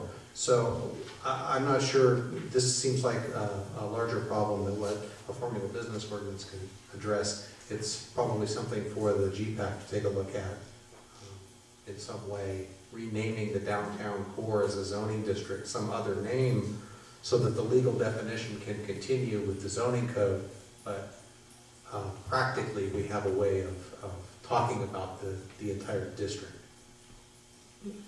I just think I think this ordinance is going to be, current ordinance is the whole city, and then accepted specific shopping centers.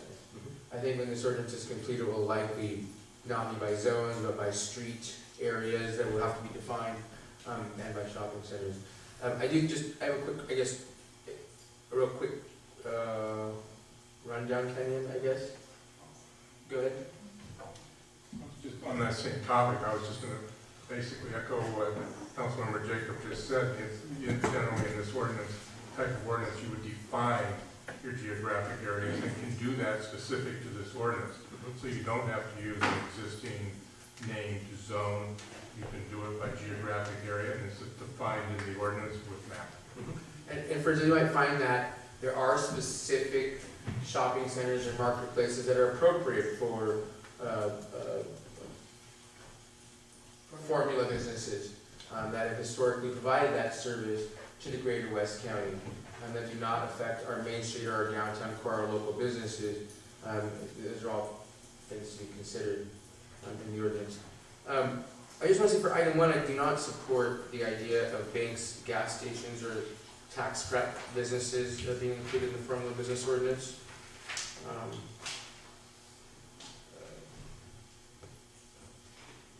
Item 4, I'm pretty up in the air on. I don't know. I'm looking forward to where you take it. 5, interim ordinance is good. 6, I'm also looking forward to further language on how that'll be handled. 7, yes, but there has to be limits. 8, I always like flexibility, it just always doesn't work. 9, yes for additional regs. Yes on size threshold. 8,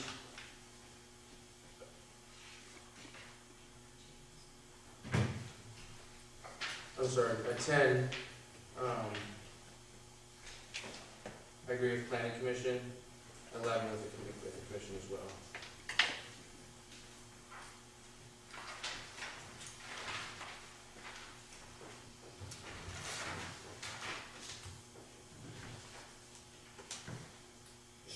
All right. Is that it? Are there any other comments? Councilmember Peter? It would seem to me that it would be the goal of the city to clearly define what a formula business is, what are the salient factors. I think we should prohibit all formula businesses throughout the entire town, except in specifically identified shopping centers. And that's it, we're done. The reason I say that is because I'm fearful that the entry points to our town up by Taco Bell, which is being rebuilt, you've got a mini CVS situation festering across the street at the propane plant. What happens when somebody comes in with a non-drive-through fast food application there? You've got the dirt next to what they used to be the Shell station across from the McDonald's. What happens when somebody comes in there with some formula business that we don't like? Maybe they go, we'll give up the drive-through, and then we're. So it seems to me, you know, I think we identified in the interim ordinance 3 shopping centers or 4 shopping centers, clearly identified. That's it. That's where they can exist. Any place outside is prohibited. And I don't know why that there would be a problem with that, but I'm ready to have that explained to me. I really like the simplicity of Councilmember Beer's idea. It does distill it down, doesn't it? Yes, yes. Of course, if I could point out, at this point in time, we're not sure we're getting definitive direction. Since because the planning commission did not take that approach. Well, the planning commission, Which I like the simplicity of that, I have to say. Well, I'm sorry, I don't mean to interrupt, but I mean, it's like, okay, here's where they're allowed. A. B, here's what a formula business that's allowed in the places defined in A look like. C, if they look like in B, they're not allowed anywhere else in town. Any questions, call the city manager or the planning director. I mean, I'm being facetious, but I mean, I think where we're getting hung up is, okay, what's a formula business? Is it 10, is it 25? Does everybody have to wear the same uniform? You know, et cetera, et cetera. I think once that's locked down, and we just say, this is it. We're not going to allow our entry points to our town to become like places in the Central Valley where you drive into town and it's one chain after another after another. And, you know, we don't have that much potential for that, but one is too many in my view. And so, it's simple. We give you 4 spaces to exist. I mean, the shopping center owners should love it. I mean, they've got a lock on the market now. You know, we've handed them a gift in a way.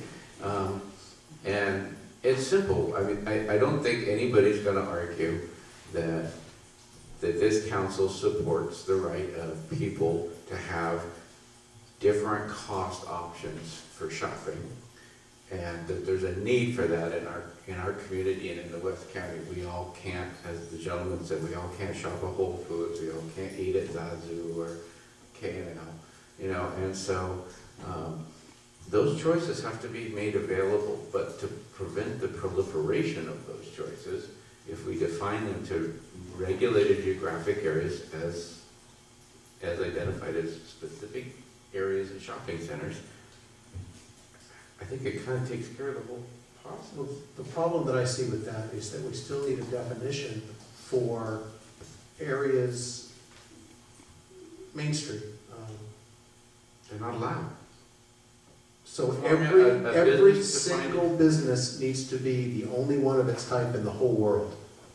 No, I'm just saying, once we pass the hurdle of clearly defining what constitutes a formula business, then they're not allowed on Main Street if they fall under that definition. I'll give you an example. When one of the last times I was in Monterey, beautiful downtown, and you know, and I have to say, I have mixed feelings about this, but there was a Taco Bell in a storefront downtown, and it had a really little Taco Bell sign, and inside, you know, it was pretty low key. Like, you couldn't tell it was a Taco Bell unless you really noticed it. So, you know, but I don't want to see a future downtown Main Street that's full of the Barlow, that's comprised of all these like stealthy fast food places. No, I understand that, but what I'm saying is, and I'll use Calistoga as an example, using Copperfields, and this is a real world thing. Copperfields wanted to move to downtown Calistoga. This is a few years ago. And the restrictions that Calistoga places on formula businesses are so severe that they had to literally jump through fire to open a Copperfields. And certainly in town, we don't think of Copperfields as anything but a locally owned, very good for the community business. They had a really hard time funding that Ring of Fire. They did. Copperfields. Well, I mean, in the information presented to us tonight, it was a chain constituted 25 locations. Well, that's what I'm saying, is that we still need to have definitions. That's what I said. We need to clearly define what constitutes a formula business. And I can see where there will be unintended consequences of, we're a chain of organic yogurt and tofu stores, and we've got 26 locations. We give all of our money back to the schools, and we only hire veterans. How are you going to turn them down? But you gotta draw the line somewhere, I mean, so once we define what we say is constitutes a formula business, then it's like when that chain, now that we've defined them as a chain or a formula business, comes to and says they want to move into down Main Street, it's like, we don't allow that here. You're free to develop a store location in a shopping center if there's a vacancy available. Yes and no locations, I think I agree with. I think that, but the whole, yes, the areas of formula businesses are allowed, areas of formula businesses are not allowed. I still think there's some questions about where they are allowed, definitely around expansion. That's more than just yes and no, they're allowed here, not there.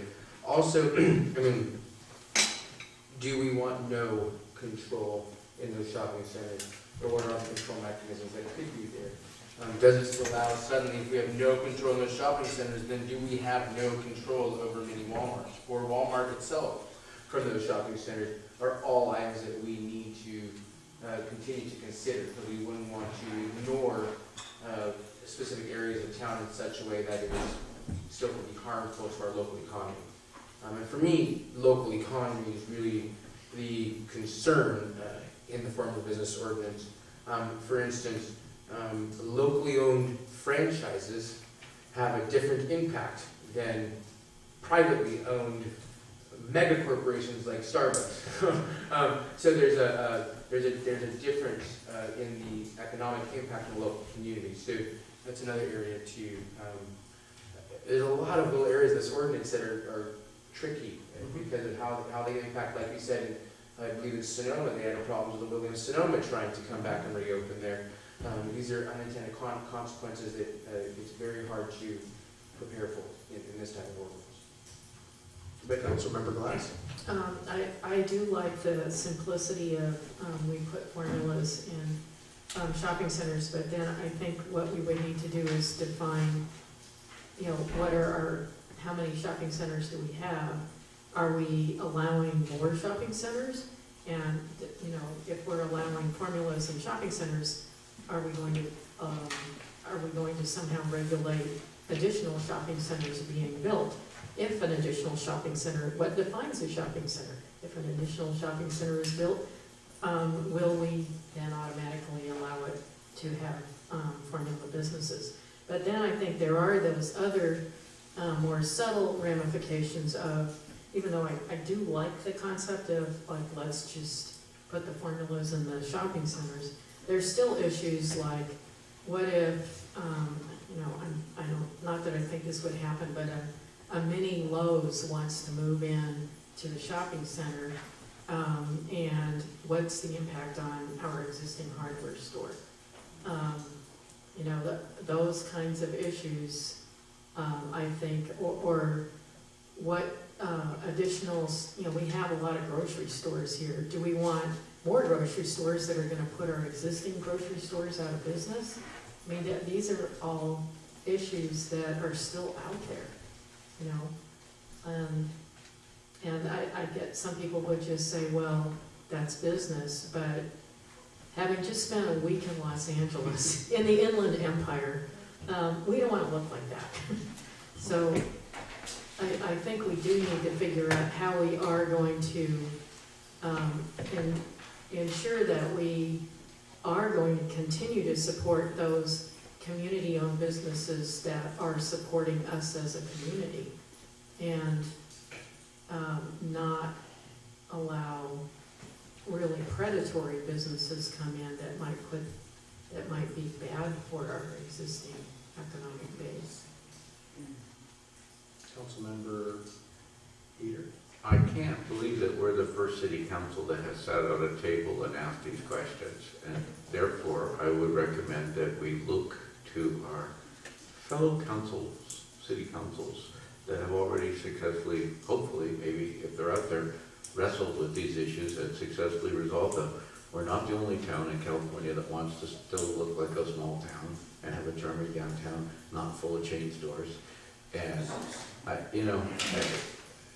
if it's out there and we can pirate it, I would go looking for it. I think that we already have done a lot of that, certainly in the moratorium. Okay. Well, a lot of that was already worked out. And as relates to the example of Williams-Sonoma, so maybe that store started out in Sonoma as a single privately owned store and got really big and developed a chain and then wanted to come back. I don't think that person should get an exemption because they got, what if Mr. Starbuck came back, after having his coffee shop here, or Mr. whoever, or Mrs. or whoever, Ms., any business, went out in the world and got really successful and then came back and said, hey, I grew up here and want to put a store on your main street. I don't believe that should create an exemption for them. No. Anyway, okay, I was hoping that maybe some of these minute points of discussion had already been successfully resolved. Say with somebody. I will say that if we craft if staff crafts an ordinance along the lines of the Planning Commission recommendations, we will come equipped with a proposed definition. So that can be fine-tuned. It would be in either ordinance, simple version or more complicated use permit ordinance. And it's relatively easy to take the use permit ordinance and go back the other direction and simplify it if the council's of a mind to do so. So one way to get it off the council table tonight might be simply to direct staff to prepare the larger version of the ordinance according to the Planning Commission recommendation with council member points. Add it to that, and then the council consider whether it wants to return to a simpler version after it takes a look at that. Do we need a motion? I don't think. I think the conversation will be much more focused if we have a draft to respond to.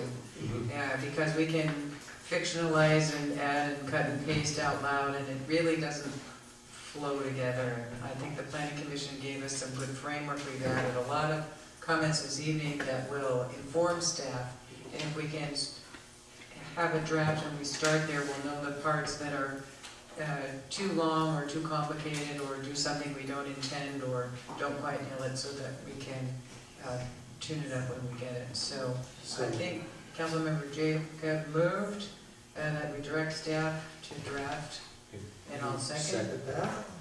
Is there any further discussion on that? I just wanted to mention, I don't know if you've referenced this or not, but I know a lot of effort went into crafting Katati's formula business ordinance, down to including, do they only serve food on paper plates with disposable utensils and all kinds of do they have a menu board? And it's pretty detailed. So take a look at that. Is it in your stack over there? Yeah, thank you. So we have a first, a second. We've had discussion, and we're ready to vote. All in favor, say aye. Aye. No opposed? Motion carries.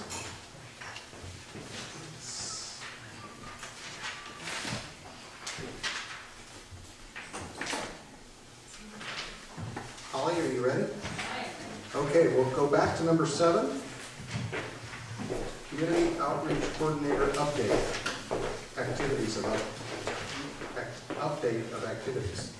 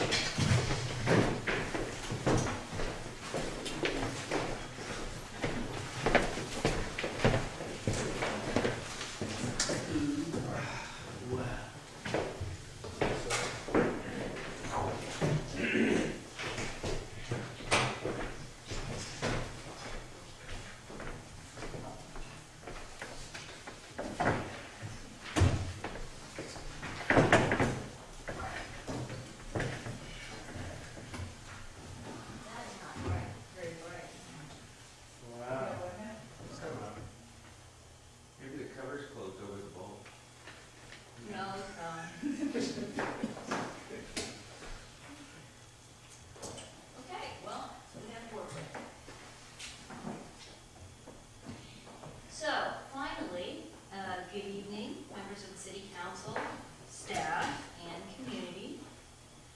This presentation is about the community outreach efforts done in partnership and with and under the direction of city staff over the past 2.5 quarters. In the interest of not trying to bore everyone to tears, I have created a short presentation. This does not include all the work done over that time period, nor any special projects, nor everything in the report that you have in your packets. These are highlights.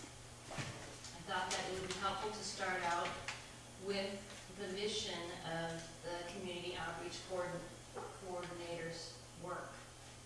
That is to encourage and increase public awareness of city policies, decisions, programs, and all public processes and meetings.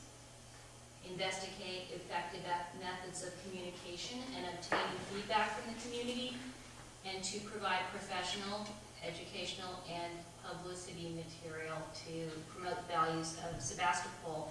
And I ask that you keep these in mind as we look through the rest of the presentation. So how do we accomplish those 3 points? We have a number of tools that we use. The first being media outreach. There's the all-important press release that no one ever reads, except maybe the person that wrote it. But so real effective communication with media doesn't really happen through press releases. We do them, they're kind of a necessary evil to have something to refer to that has proved facts and so forth. But really, it's developing relationships with the people in our media, having discussions with them, and providing them with the information that they need, materials that they need in order to write their stories. One thing that we're working on right now is the missing video. I can't show you this video because I don't have an internet connection, but what that video is some B-roll, some video that we shot of the Slow Cat in front of City Hall, and that's being used to try to garner some Bay Area television news coverage of that project that the police department is undertaking. Another tool that we have is the city website. Here is an example of the type of material that we put up there. We have news items that we post quite often. We have updates when there's information that needs to be made more current, for instance, when we have a new mayor. We also, in addition to the city website, we do things like scout about for places where we need to update information, and Wikipedia is one of those places.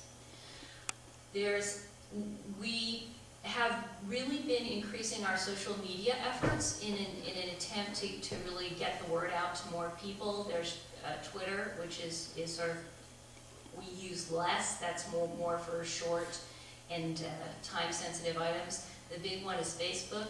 There is our Facebook page. We have 3,800 followers. That is more than the city of Windsor or the city of Petaluma and Rohnert Park combined. What do we post on Facebook? Public meeting notices. Here's an example of a city council meeting. Now, lately what we've started to do is we have synopsized what's on the agenda, because we do understand that people don't always read through those agendas, so we try to pull out the most pertinent items, everything that is a public hearing, and any informational presentations, and then there is a link to the actual agenda. We also post other meetings, planning commission, design review board, complete streets, those types of things, and special meetings like the budget meetings and the GPAC. A second type of material that we post would be city news. This can be anything from safety related information to to something like the opening of the Laguna Summer Bridge. And the third thing is what I like to call fun stuff. And that's just maybe even trivia or history. And I ask you to look and see how many people read these types of things. It's way up from the city council meetings. So these things are important, even though you might say, oh, well, that's not specifically city business. This gets people to interact and to be, you know, to keep following us rather than cutting us off.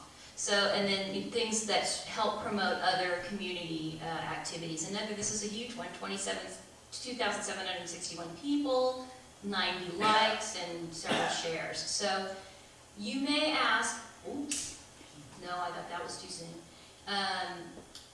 Who cares about Facebook? Why are we doing that? Not everybody has Facebook, not everybody's on the internet, but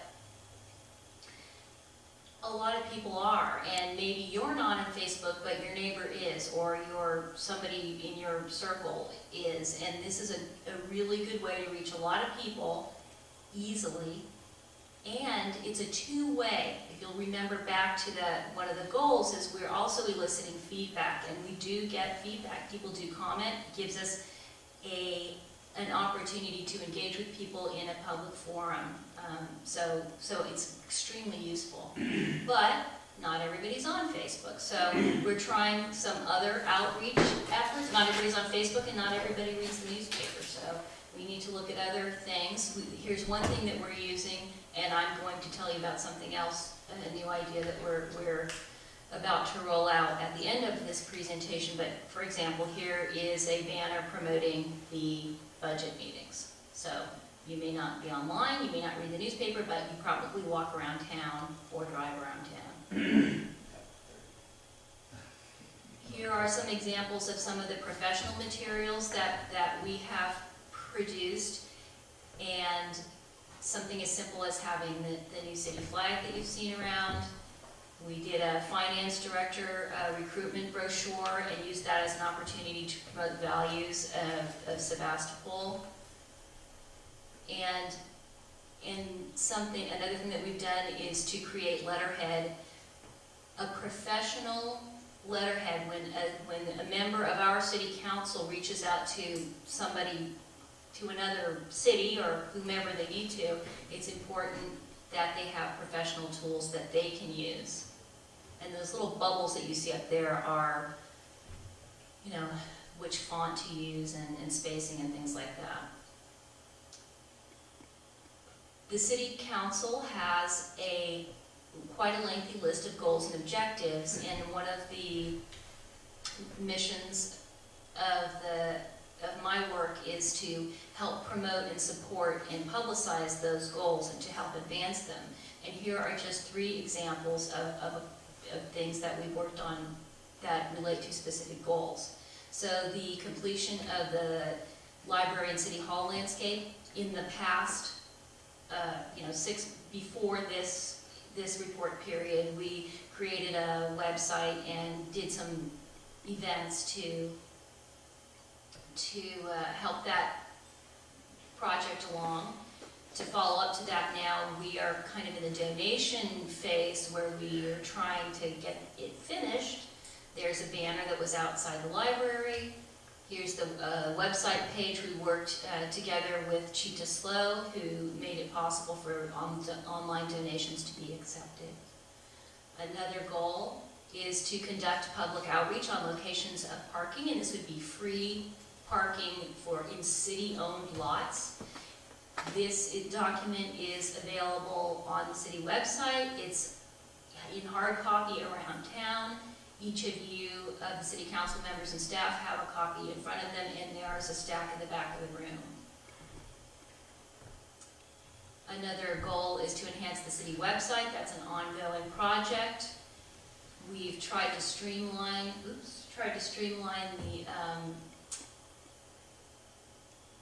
just make it visually a little bit easier this is where it was and where parts of it still are, and it's going to would just be a little bit easier to see. And in addition to that, that's an ongoing project. And in addition to that, we have, why can't I not find that? There we go. We have also done some things to make the website faster, which included taking the video, city council videos off of the website and hosting them on YouTube instead, and reducing image size, and it's made the website a lot faster. Coming up, the thing that I alluded to earlier, we are going to be hosting an information table at the Sebastopol Farm Market every week. This will be a table that will contain first of all, it will have all of the upcoming meetings listed. It will have informational materials about city departments, how to contact them, what their responsibilities are, the parking map, the things that you can do to save water, just all the kinds of materials that you would find at City Hall, but it will be at this other location. There will also be comfy chairs for city council members to take a load off if they happen to be at the market and want to sit down and chat with community members for a few minutes or whatever. So that'll be rolled out in the next month. And the other thing that we're doing is our city clerk, Mary Gorley, has applied for and received a grant, and with that grant we will create a City Government 101 project that's going to be rolled out to high school students. And that is going to help teach them about how our local government works, how it affects them. It's going to be engaging them in the process and recruiting them, a small team of students as interns to help create informational materials for their peers. That brings me to the end of my presentation. Thank you so much for your attention, and I am happy to answer any questions.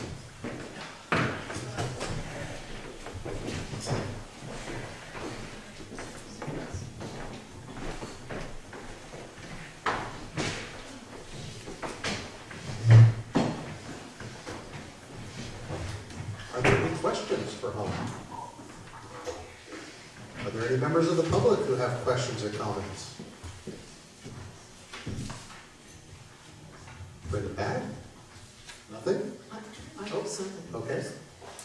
Holly, there was a member of the public who said something earlier about the lack of attendance at this meeting when this ordinance is, we were reviewing an ordinance that had to do with something that might prevent a CVS kind of situation from happening, and yet we have a few people here.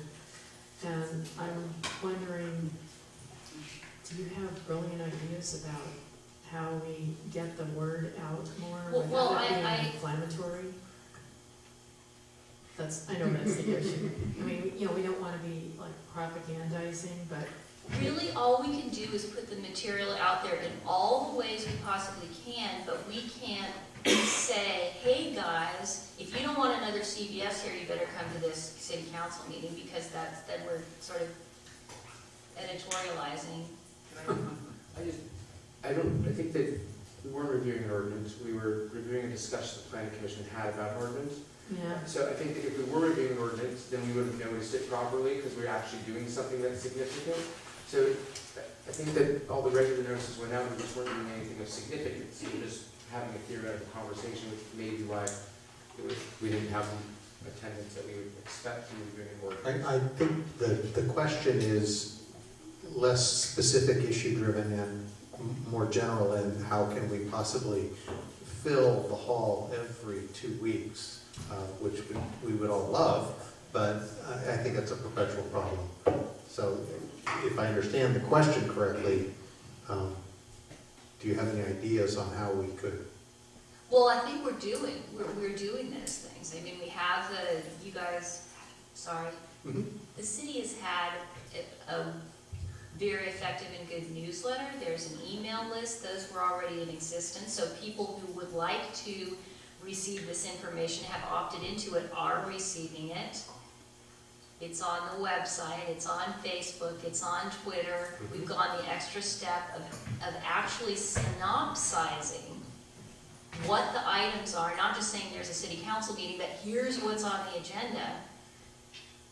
We're putting something out at the farmer's market that's going to have the same information. I suppose we could actually put out the whole big fat book with all of the staff reports in it at the farmer's market as well. That might be an interesting experiment. Yeah, just tie it to the table.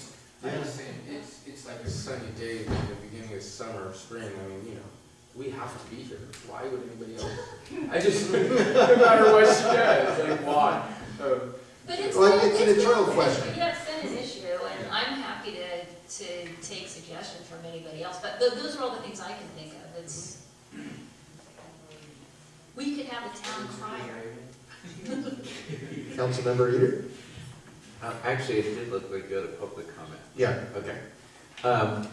Well, I'm curious, not that we have the world's greatest audio video setup here, but is there any way to do a live feed to people that say couldn't attend because they have small children or they're whatever at home, and so they could actually watch? We need Wi-Fi. We have to have Wi-Fi going in here, and I think there's a lot of resistance to that, but certainly it's not a big thing. We've got a camera already.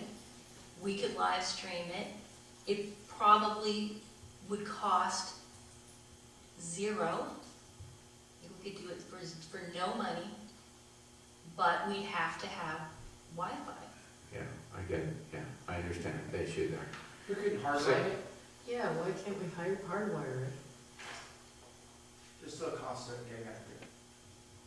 Because we could just put the camera on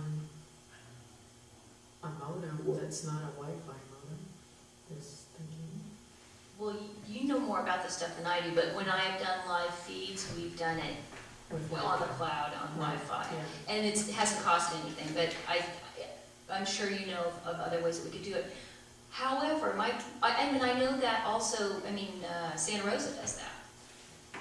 Yeah, but have you seen their setup? It looks like Lucasfilm compared to here. Well, yeah, I'm sure it was Perhaps staff could look into that Yep. and see what it would take to hardwire a connection or a video camera for a live feed. The other thing I wanted to say is I really wanted to commend you on the parking map, and if the funding became available somehow, I think it'd be really nice to put a slightly larger version of that in a very durable material at various locations in our downtown, so that maybe people are parked here this time, but next time they'll remember if that spot is filled, oh, I can go over here or whatever. You know, just the constant walking by it and seeing it will make people think more about the global parking situation rather than just, I go to the library for it. And, maybe, Patrick Amio's got this great Godzilla in his front yard right now. He could mount it on top of like Bank of the West with a digital reader board, just everybody driving by could see what's going on. I think it's, for the people who live here, they only really need to see it a couple of times, but for visitors, it's probably an important thing that they need to have access to. Or you could actually just stand in the line of traffic on Highway 12 and hand out flyers and see how those people are back there. Anyway, thank you. I appreciate all your efforts. It looks great. Vice Mayor Beardy. Thank you. I want to thank you for your work. What I really appreciate is the way you made everything sort of crisper and cleaner and easier to see and a little brighter. And I think it's coming around that we seem to have a much higher self-opinion as a city and a city government because of your work. And I also want to appreciate how many ideas and projects I know I've kicked over you through Mary and Larry and conversations, and you've run with them really successfully, like this map of the parking lots. And I look forward to all the more things you can do, and I want to encourage you to challenge us to broaden our own ideas of how we can market ourselves to our community so that we all know what each of us is doing and thinking and are more connected. Thanks again.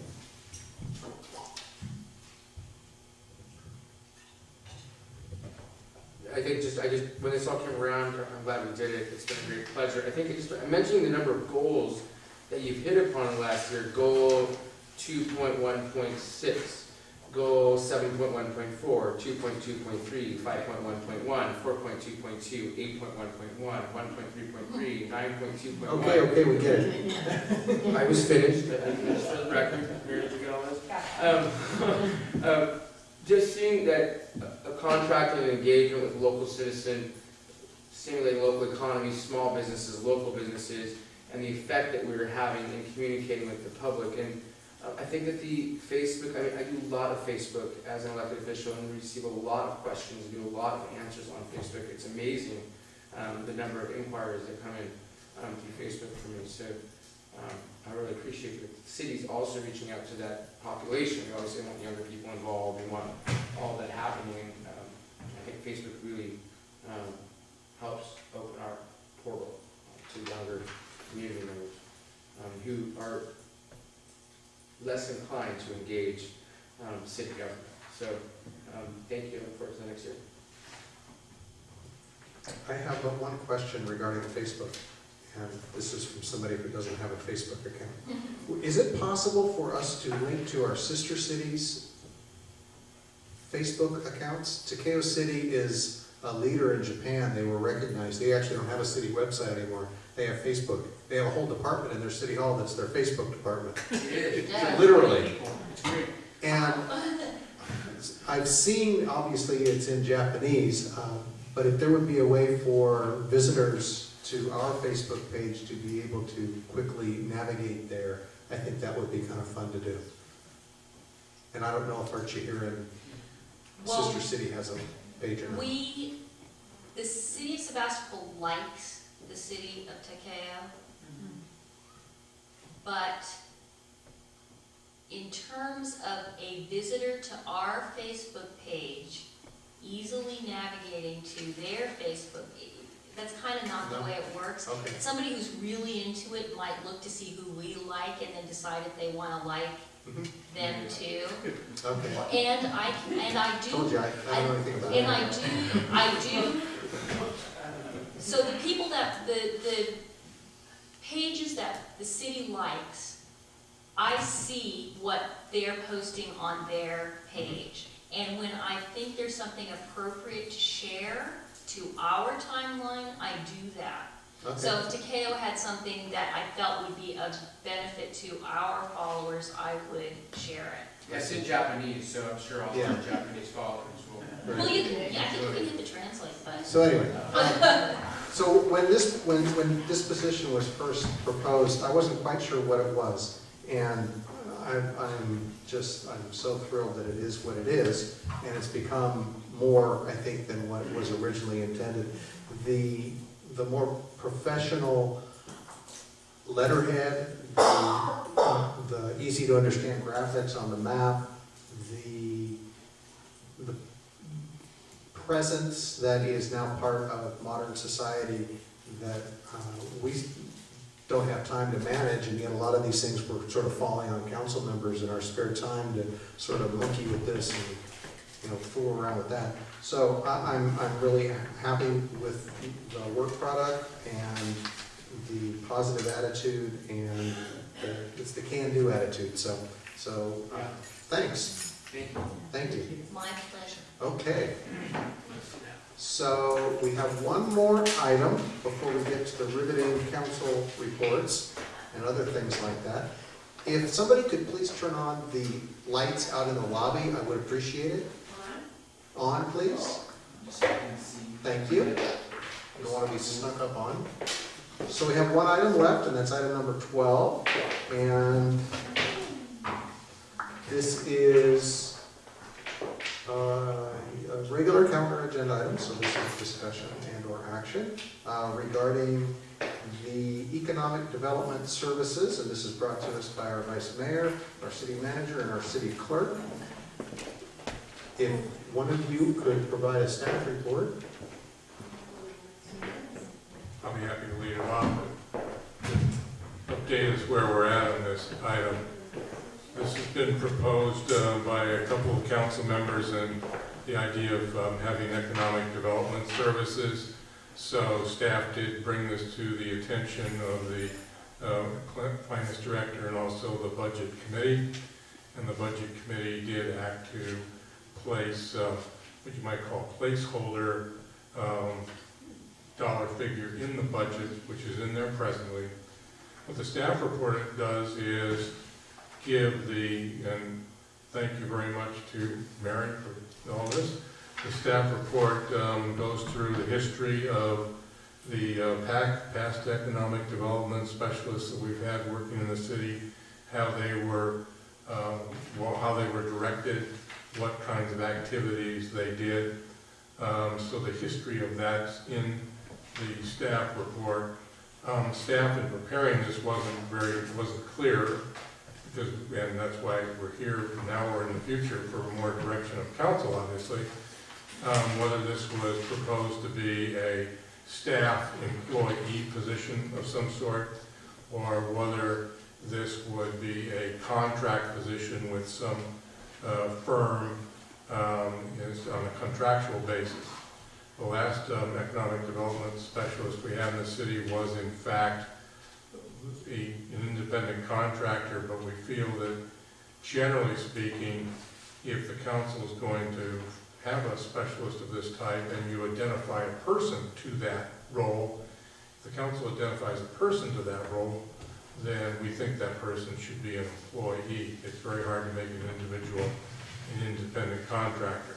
On the other hand, there are firms that do this, and it could be that we would, by some method, an RFQ or RFP, would identify a firm that could supply these services. What staff did in terms of a placeholder for this position is it's in there as a half-time employee position, and that would cost the city $60,000 approximately, so that's in there. That doesn't mean that that's what we are necessarily recommending, but the budget subcommittee put that in to have a dollar placeholder for this particular item. If I could, one more thing from the city manager point of view, what are we doing presently and what are we not doing presently?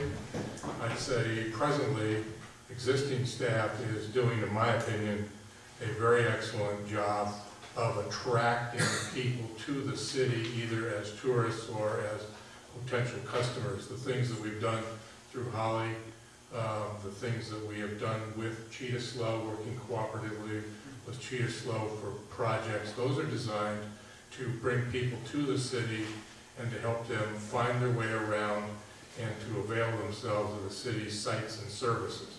So in that sense, I think existing city staff is doing a very good job of that. Are we attracting or attempting to pinpoint what types of businesses would be, do we need in Sebastopol? Do we have a way presently of attracting those businesses to Sebastopol? We do not have such a thing as that presently in the city. So that would be a role that could definitely be fulfilled by an economic development specialist. What we've done as a staff in trying to work this through in the budget and figure out what we might have to give up to get it, or what multiple roles a person might play in this role, in this particular position. Staff has identified the several ways that the person could be of assistance to staff in the sense of interacting as staff has been doing now, perhaps taking some of those roles and meeting regularly with Cheetah Slough, meeting regularly with the outreach coordinator, and do some of those things that presently other city staff, namely the city clerk and myself, do, or to enhance that at least. So in that sense, there might be some economy of savings there in terms of whether we need additional personnel or how much additional personnel we need in City Hall. So that's the thinking, the extent of the thinking that staff has been able to do on this item since it was proposed. It was basically one reason it was brought to you this evening is because we are in the budget cycle, and decisions have to be made and direction have to be given, I think, if we're going to budget for this in this fiscal year. Are there any questions of staff on this item? Councilmember Eater?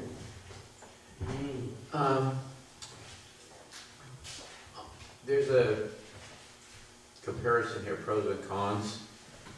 And at the bottom, it says cost comparison. It says city, it assumes tied to associate planner. I'm not sure what that line means. But taking the example of a salary of $75,000 and you take off 20% to roll it back down to $60,000 roughly. The true cost of this position at a $60,000 half-time base salary would come up to around $86,000 with benefits, according to the figures here. Possibly the finance director can elaborate a bit on this. I think the $60,000 figure was intended to be cost and benefits of a half-time position. Okay, but that's unclear. I.e. cost of the city, for budget purposes. So that's a not to exceed cost then, or it's a proposed. As I was saying, essentially a placeholder. Yeah. We had no direction from council, so to put something in the budget, draft budget, we kind of arbitrarily in a way chose half-time position, how much does that cost the city?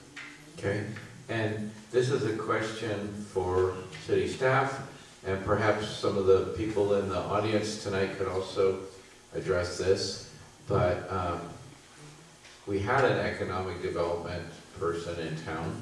I think it preceded my time on the council. And what tangible economic benefits did the city realize as a result of having that position filled and active? That would be, like in other words, did it pay for itself? And then some. Planning directors volunteered to address this question. The city had, I think, 4 or 5 different part-time coordinators, sometimes independent contractors working for the city, other times housed at the Chamber of Commerce. So different people have been in the role, and each of them did different things and had different priorities, and of course, from year to year, things changed. Economic development, and I know that when we had the Business Outreach Committee active, there's a lot of intangible, it's hard to measure success. Tangible things included some changes to city ordinances that were implemented with economic development specialists' help.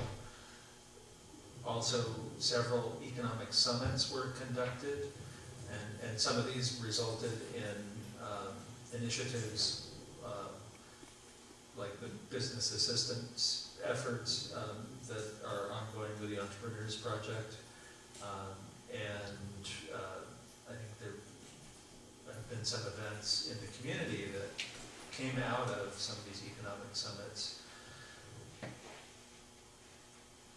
And at times also the coordinator would talk to prospective businesses, prospective developers, what are their issues, what are their questions, who should they talk to, so they were of assistance in that regard. But it is hard to quantify exactly what the economic benefits were, and I think this is a common situation with these kinds of positions. It's hard to pin down exactly what their benefit is. Can we point to one business in Sebastopol that was as a result of being recruited by an economic development person? Well, He's in that. Who? I'm not thinking of one, but possibly Teresa Raimondo is here. She supervised several of the economic development coordinator people. There may be businesses that I'm not recalling. Okay, thank I you. would just point out that the economic development specialist position pros and cons graph is an old document. This is not something staff has analyzed or produced. This was the pros and cons seen by somebody else years ago. That helps, thank you. That helps. So, Vice Mayor Gurney also is bringing this forward, and I would like to hear from her. Thank you, Mr. Mayor. I want to give my part of the staff report. Whoa, that's close. And first thank Mary for pulling all of this together and explain how I became interested in agendizing this for a discussion this evening before we get into the budget talks. My experience as a council member over the last couple of years is that I've observed Holly to come on board and take a lot of responsibility in working with staff and in moving some of those responsibilities forward in a way where our staff has not had time, and also doing that in a more sophisticated and professional way. I've worked with Tasha Beauchamp and Claire Nigerian at Cheetah over the last several years, and I've been aware of the many meetings, particularly Tasha's had, with staff helping about how to communicate, how to sort of modernize communications at City Hall, how to advance a positive image for our city. And while Holly is paid in a less than full-time position, Cheetah Slope people are all volunteers. In that same time, we've seen our city staff, particularly our city manager, attorney, and our city clerk, the people that we interface with the most, take on more and more work. And from their workload, I've heard the idea that perhaps we need some administrative help at City Hall and some additional hours there to relieve them. And in talking with Larry and Mary, I thought, we should really understand all these areas of present shortfall where somebody else is sort of overworking, that we might focus and sort of drill down on to see what sort of person could help them the most effectively. And for me, it's really become obvious walking around town that we have a lot of empty spaces. We've had a lot of businesses come on board and be around for 6 or 8 months, maybe a year, and close up.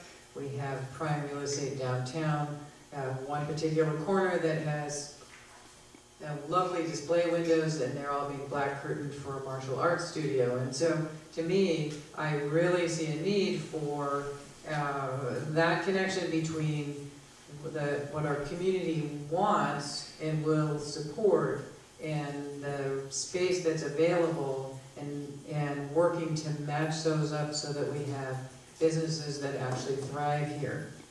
So I've been pushing this idea of, is this economic development work? Is there something that we can focus on that's going to fill up our empty spaces, give our community more to do, more to spend their money on, increase our revenue, have more diversity of choice in our business community, livelier downtown, populated downtown.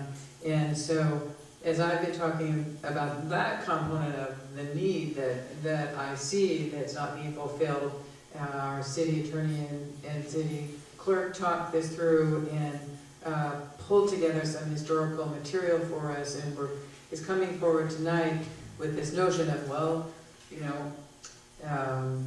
is this an economic development sort of position that we're looking to fill? And I think it's a little broader somewhat, because we want to make sure as we go into budget talks that our key staff have enough administrative support. I think we want to make sure that Holly is working to full capacity and doing things for us, and that we press our volunteers for everything that they can contribute as well. So I just wanted to put this on the table for us so that as we go into budget talks, we figure out how we can best support our staff and make sure that our community has the financial vitality that we can optimize for. So, that's my piece of it, and that's why this particular write-up is focusing on the economic development work that's potentially available. Thank you for that additional background for this item. As it's stated in the staff report, this is on our goals and objectives list, and this is something that I was thrilled when this was brought forward. This is something that I've been interested in for, years. And I think that it would really be a benefit to our community to have a creative economic development person who is in touch with modern life and is able to do the work. So are there any questions of, any additional questions of staff? Oh, please. Is there, being a city employee, is there anything that would prevent the employee to work on organizing the Sebastopol business community to expand the business assessment district? That person could work with them, yes. And is there anything that would prevent that person from working within the community to potentially develop guidelines or criteria or engage a process for the city council to understand city community impact reports? If that's within the job description of an economic development specialist. Sure. Well, community impact reports about how businesses might engage the economics of a city, right? It's a big part of that. So it might... As the planning director summarized earlier. And then, is there anything that would, could this position even apply when appropriate for, could they research and apply for grant opportunities to fund different economic initiatives in the city that are out there? They could do any or all of those things depending on what their job description said. Well, thank you.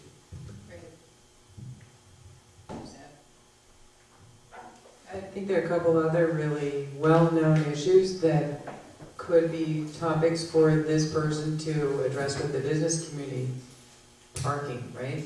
There's one. Signage, there's another one. You know, I think we would really benefit by being proactive about filling up our business community and making sure our community works for our business people. Great.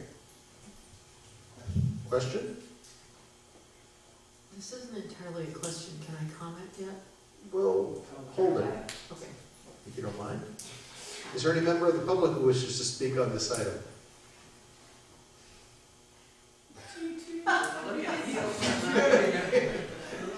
Seeing no one rise? I have a lot of comments, but I'm going to pass. Okay.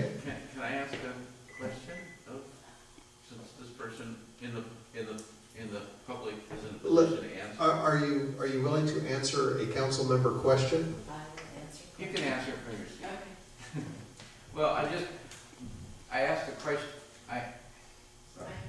I asked a question earlier.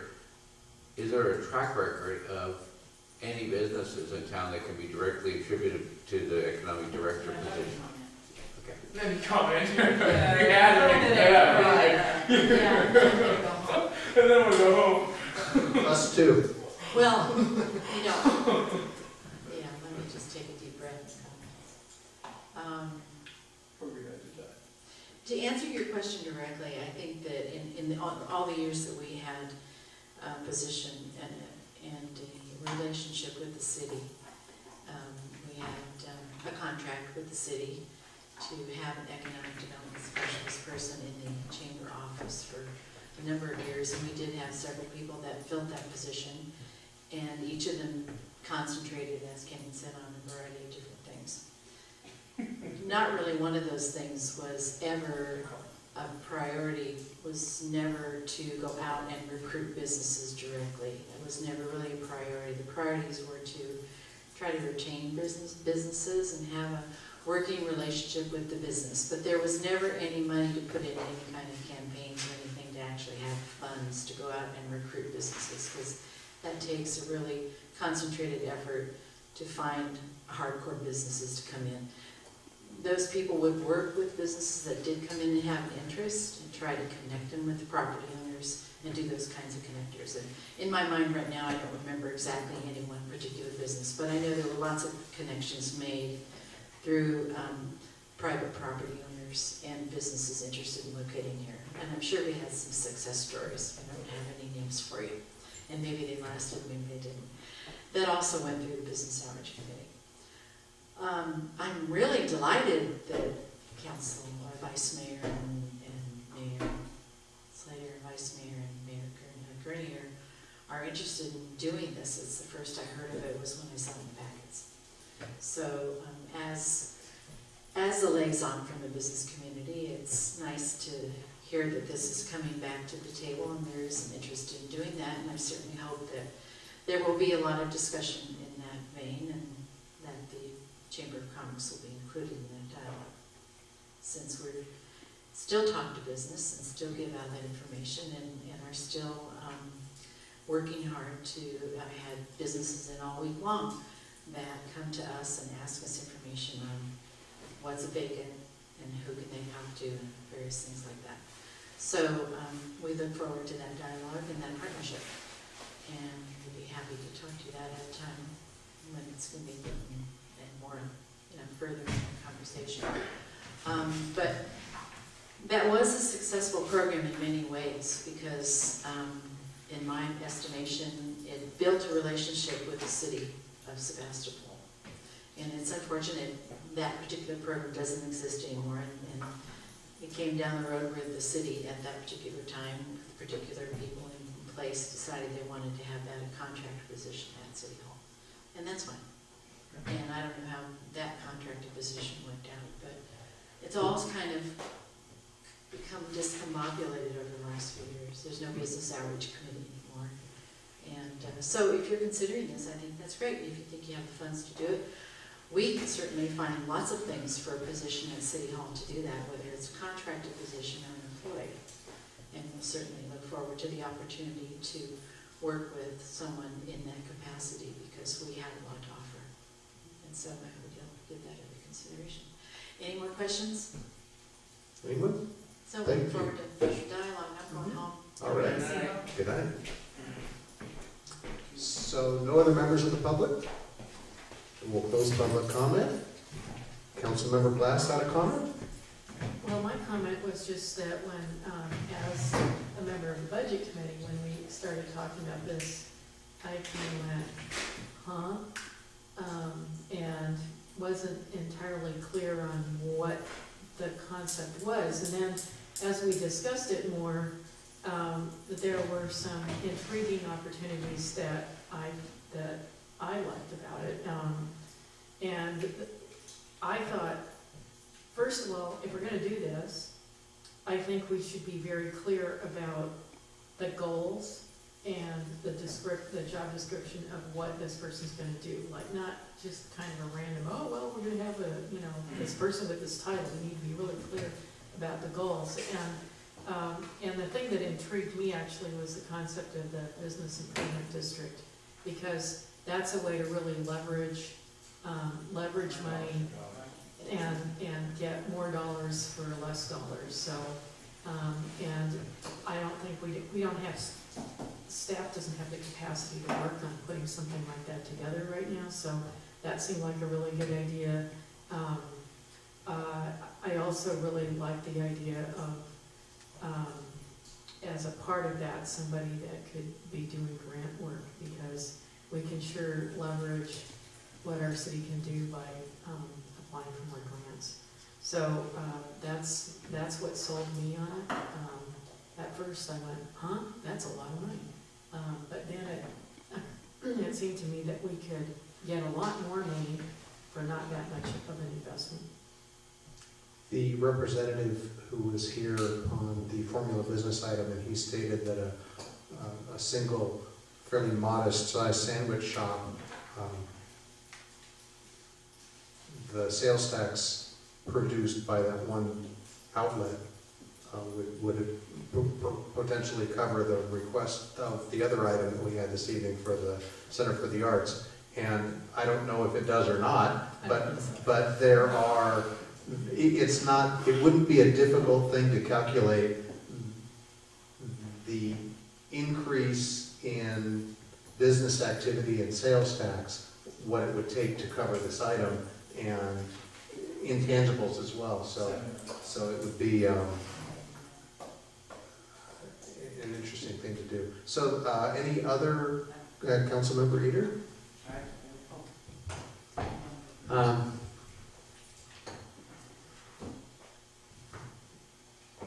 Well, I think the concept of this is good. I guess maybe I'll be the naysayer here.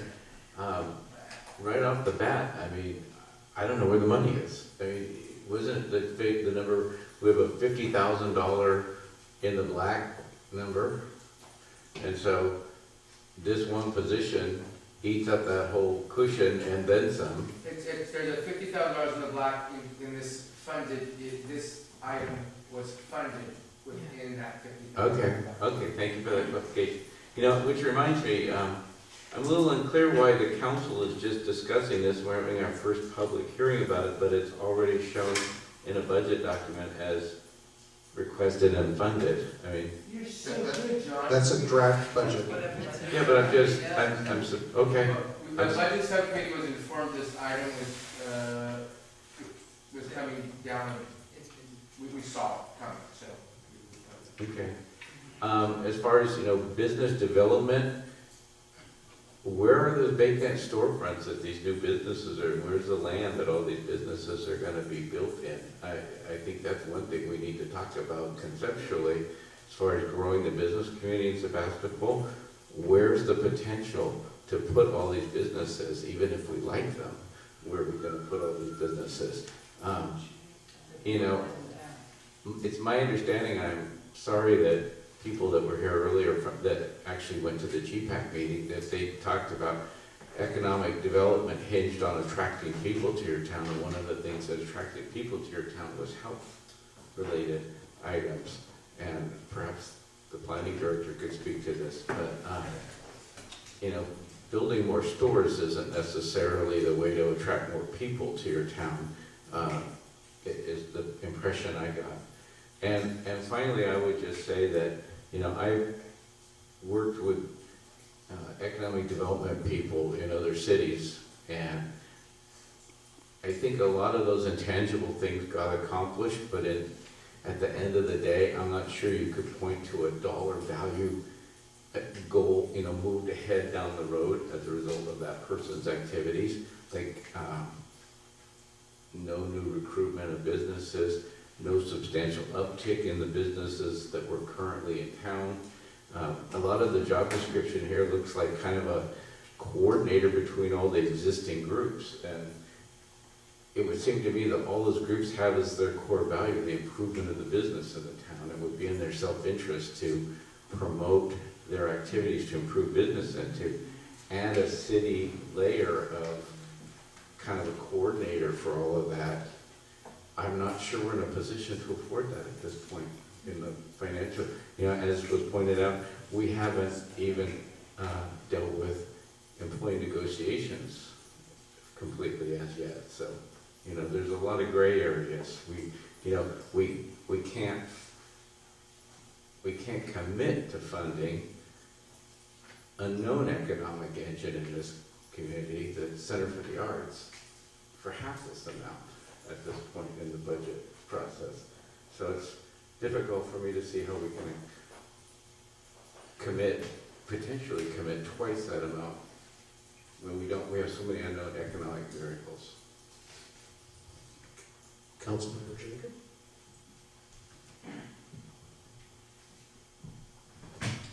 I'd like to make a motion to move this item to number 31 on page Roman numeral 10 in the future discussion of the city council budget hearings. I believe it's already line number 28. Oh, is it? Great. Well, let's just leave it there. So that would be my motion. Is there a second for that motion? I'll second it for the purpose of discussion and Thank you. ask this question, why do we need that motion if it's already on the list? Yeah. Okay, so I don't think we need your motion. The purpose of tonight's discussion was to, I think,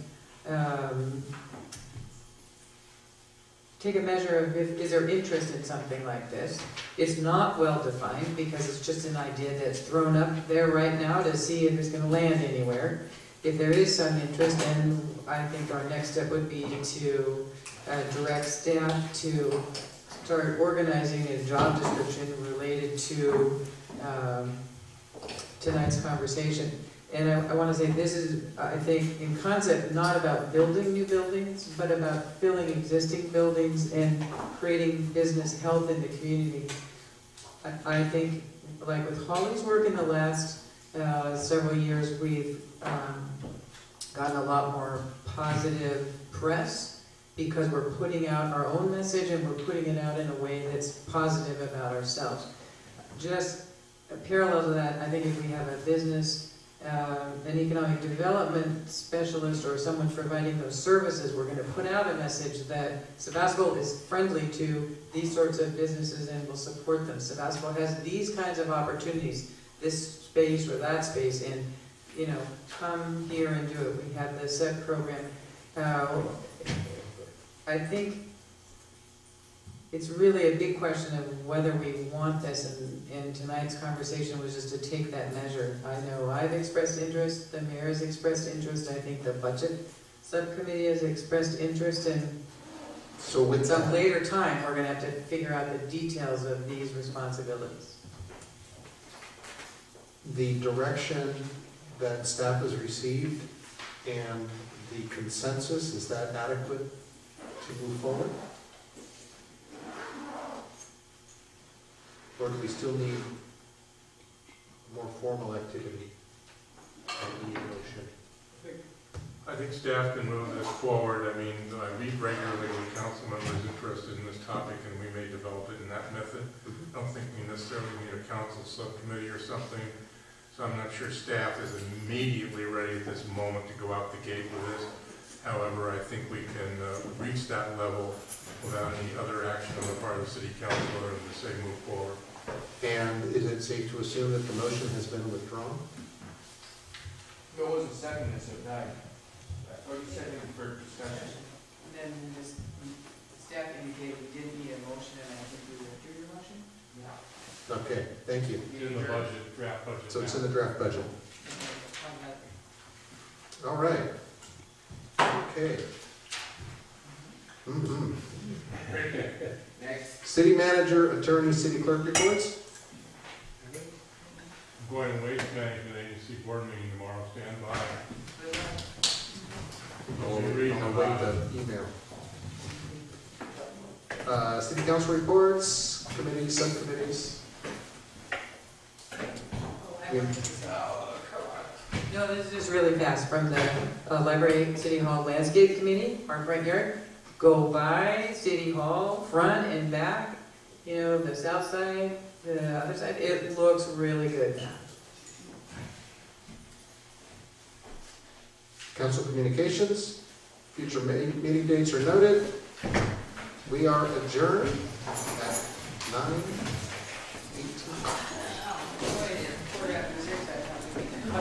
Me too.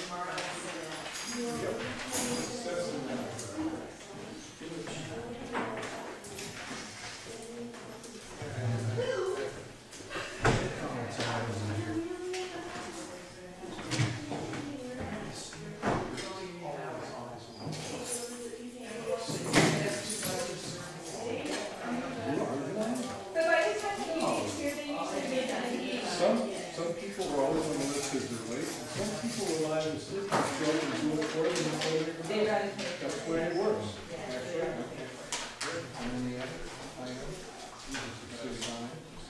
The engineering.